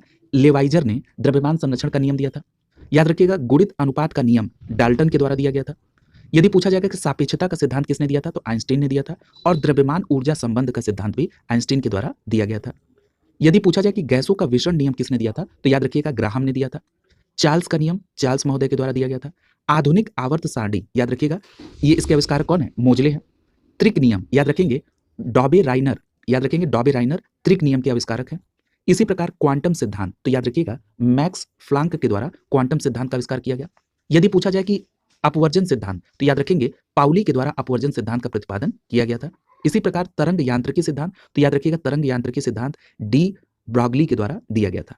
अगला है क्रमिक रचना नियम, याद रखिएगा क्रमिक रचना नियम आफबाउ के द्वारा दिया गया था। यदि पूछा जाए कि कृत्रिम रेडियो सक्रियता, तो याद रखिएगा जूलियट के द्वारा कृत्रिम रेडियो सक्रियता सिद्धांत दिया गया। यदि पूछा जाए वर्ग विस्थापन नियम, तो आपका जवाब होगा सॉडी और फ्रंजान के द्वारा वर्ग विस्थापन नियम दिया गया था। अगला है तनुता का नियम, तो याद रखिएगा ओस्टवाल्ड के द्वारा तनुता का नियम दिया गया था। इसी प्रकार विद्युत अपघटन का नियम फैराडे महोदय के द्वारा दिया गया। सह संयोजकता लुइस महोदय के द्वारा। पीएच तापक्रम, याद रखेंगे सारेंसन ने पीएच तापक्रम की खोज की थी। अगला है आवर्त सारणी, तो याद रखेंगे डिमिट्री मेंडलीफ के द्वारा आवर्त सारणी की खोज की गई। अगला है अष्टक नियम, तो याद रखेंगे न्यूलैंड्स के द्वारा अष्टक नियम लाया गया था।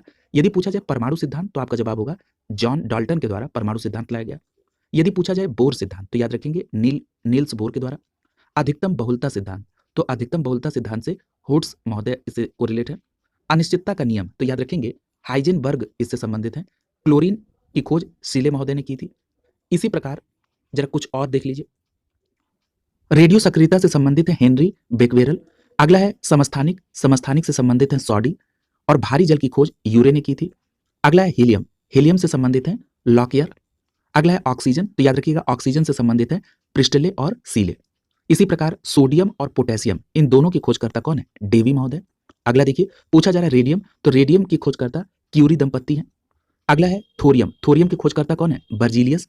यूरेनियम की बात करें तो क्लैप्रोथ है। यूरेनियम की खोजकर्ता कौन है? क्लैप्रोथ है। यदि प्रोटॉन की खोजकर्ता की बात करें तो रदरफोर्ड महोदय है। और नाभिक के खोजकर्ता कौन है? तो नाभिक के खोजकर्ता भी रदरफोर्ड है। यदि पूछा जाए कि मेसान कण की खोज किसने की थी तो आपका जवाब होगा युकावा ने। स्थिर अनुपात का नियम किसके द्वारा दिया गया? प्राउस्ट महोदय के द्वारा स्थिर अनुपात का नियम दिया गया। इसी प्रकार पूछा जाए कि व्युत्क्रम अनुपात का नियम, तो याद रखिएगा व्युत्क्रम अनुपात का नियम रिचर महोदय के द्वारा। प्रकाश विद्युत प्रभाव, याद रखेंगे हेनरिच हर्ट्ज के द्वारा प्रकाश विद्युत प्रभाव का नियम दिया गया था। यदि पूछा जाए वैद्युत संयोजकता तो याद रखेंगे कौशल महोदय के द्वारा विद्युत संयोजकता संबंधित बात बताई गई। उत्प्रेरण, उत्प्रेरण से संबंधित है बर्जीलियस महोदय। हाइड्रोजन से संबंधित है कैवेंडिश। यदि पूछा जाए नाइट्रोजन तो याद रखिएगा नाइट्रोजन से संबंधित है डैनियल रदरफोर्ड। ऑर्गन से संबंधित है रैगजे और रैले। मैग्नीशियम से संबंधित है डेवी और कैल्शियम से भी संबंधित है डेवी। यदि पूछा जाए कि अवागाद्रो की परिकल्पना तो अवागाद्रो महोदय के द्वारा।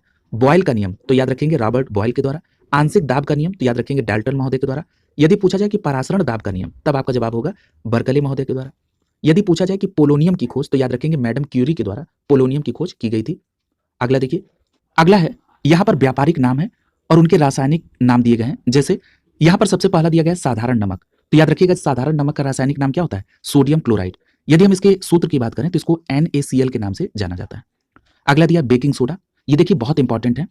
बेकिंग सोडा का रासायनिक नाम होता है सोडियम बाइकार्बोनेट और सोडियम बाइकार्बोनेट का जो सूत्र होता है वो होता है NaHCO3। याद रखिएगा ये जो खाने का सोडा है इसको बेकिंग सोडा या कुकिंग सोडा भी कहते हैं। यहाँ पर एक बात और महत्वपूर्ण है, ये जो सोडियम बाइकार्बोनेट है इसका प्रयोग अग्निशमन में भी किया जाता है। पेट की अम्लीयता को कम करने में भी सोडियम बाइकार्बोनेट का प्रयोग किया जाता है। अगला है धावन सोडा। याद रखिएगा धावन सोडा का जो रासायनिक नाम होता है वो होता है सोडियम कार्बोनेट। अब सोडियम कार्बोनेट का सूत्र क्या है? Na2CO3। क्लियर है? याद रखिएगा ये जो धावन सोडा है ये कपड़े धोने वाले कांच उद्योग में भी होता है, ठीक है, और ये अपमार्जक चूर्ण बनाने में भी इसका प्रयोग किया जाता है। अगला है कास्टिक सोडा। याद रखिएगा कास्टिक सोडा का रासायनिक नाम होता है सोडियम हाइड्रोक्साइड। क्लियर है? तो याद रखेंगे। अगला है सुहागा, सुहागा का रासायनिक नाम क्या है? बोरेक्स है। अगला देखिए, अगला है फिटकरी। याद रखिएगा फिटकरी का जो रासायनिक नाम होता है वो होता है पोटेशियम एल्यूमिनियम सल्फेट। क्लियर है? इसका रासायनिक नाम क्या होता है? पोटेशियम एल्यूमिनियम सल्फेट फिटकरी का। यदि हम फिटकरी के सूत्र की बात करें क्योंकि ये पूछा जाता है तो याद रखेंगे K2SO4 ब्रैकेट में SO2 ब्रैकेट बन 3 24H2 होता है। क्लियर है? यदि हम बात करें सोरा की तो सोरा का जो रासायनिक नाम होता है वो होता है पोटेशियम नाइट्रेट। पोटेशियम नाइट्रेट का सूत्र क्या होता है? KNO3। और ये पोटेशियम नाइट्रेट जो है ये किस में उपयोग आता है? तो ये बारूद बनाने और उर्वरक बनाने में प्रयोग आता है, ये अभी आपने पढ़ा भी था। अगला है विरंजक चूर्ण। विरंजक चूर्ण का मतलब ब्लीचिंग पाउडर की बात हो रही है। यदि हम ब्लीचिंग पाउडर की बात कर रहे हैं तो ब्लीचिंग पाउडर को रासायनिक दृष्टि से क्या कहते हैं? तो इसको कहा जाता है कैल्शियम हाइपोक्लोराइड। क्लियर है? याद रखेंगे ब्लीचिंग पाउडर को कहा जाता है कैल्शियम हाइपोक्लोराइड और इसका सूत्र क्या होता है? CaOCl2। याद रखेंगे, बहुत इंपॉर्टेंट है। अगला है चूने का पानी। चूने के पानी को कहते हैं कैल्शियम हाइड्रोक्साइड। ठीक है, चूने के पानी को क्या कहते हैं? Calcium hydroxide. सूत्र क्या होता है? Ca ब्रैकेट में OH ब्रैकेट बन 2। क्लियर है? बिल्कुल याद होना चाहिए। अगला है जिप्सम। जिप्सम का रासायनिक नाम होता है कैल्शियम सल्फेट। अगला है प्लास्टर ऑफ पेरिस। याद रखिएगा प्लास्टर ऑफ पेरिस का जो रासायनिक नाम होता है वो क्या होता है?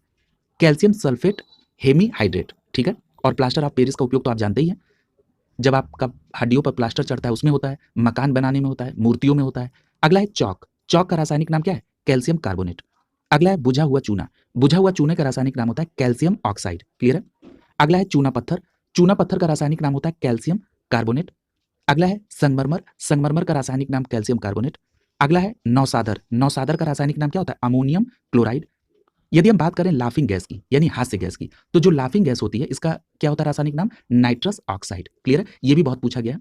अगला देखिए, पूछा जा रहा है कि लाल सिंदूर यानी रेड लेड, ये इसका रासायनिक नाम क्या होता है? इसका रासायनिक नाम होता है लेड परऑक्साइड। यदि हम बात करें नमक का अम्ल, तो नमक का जो अम्ल होता है ये हाइड्रोक्लोरिक अम्ल होता है, अभी चर्चा हुई है।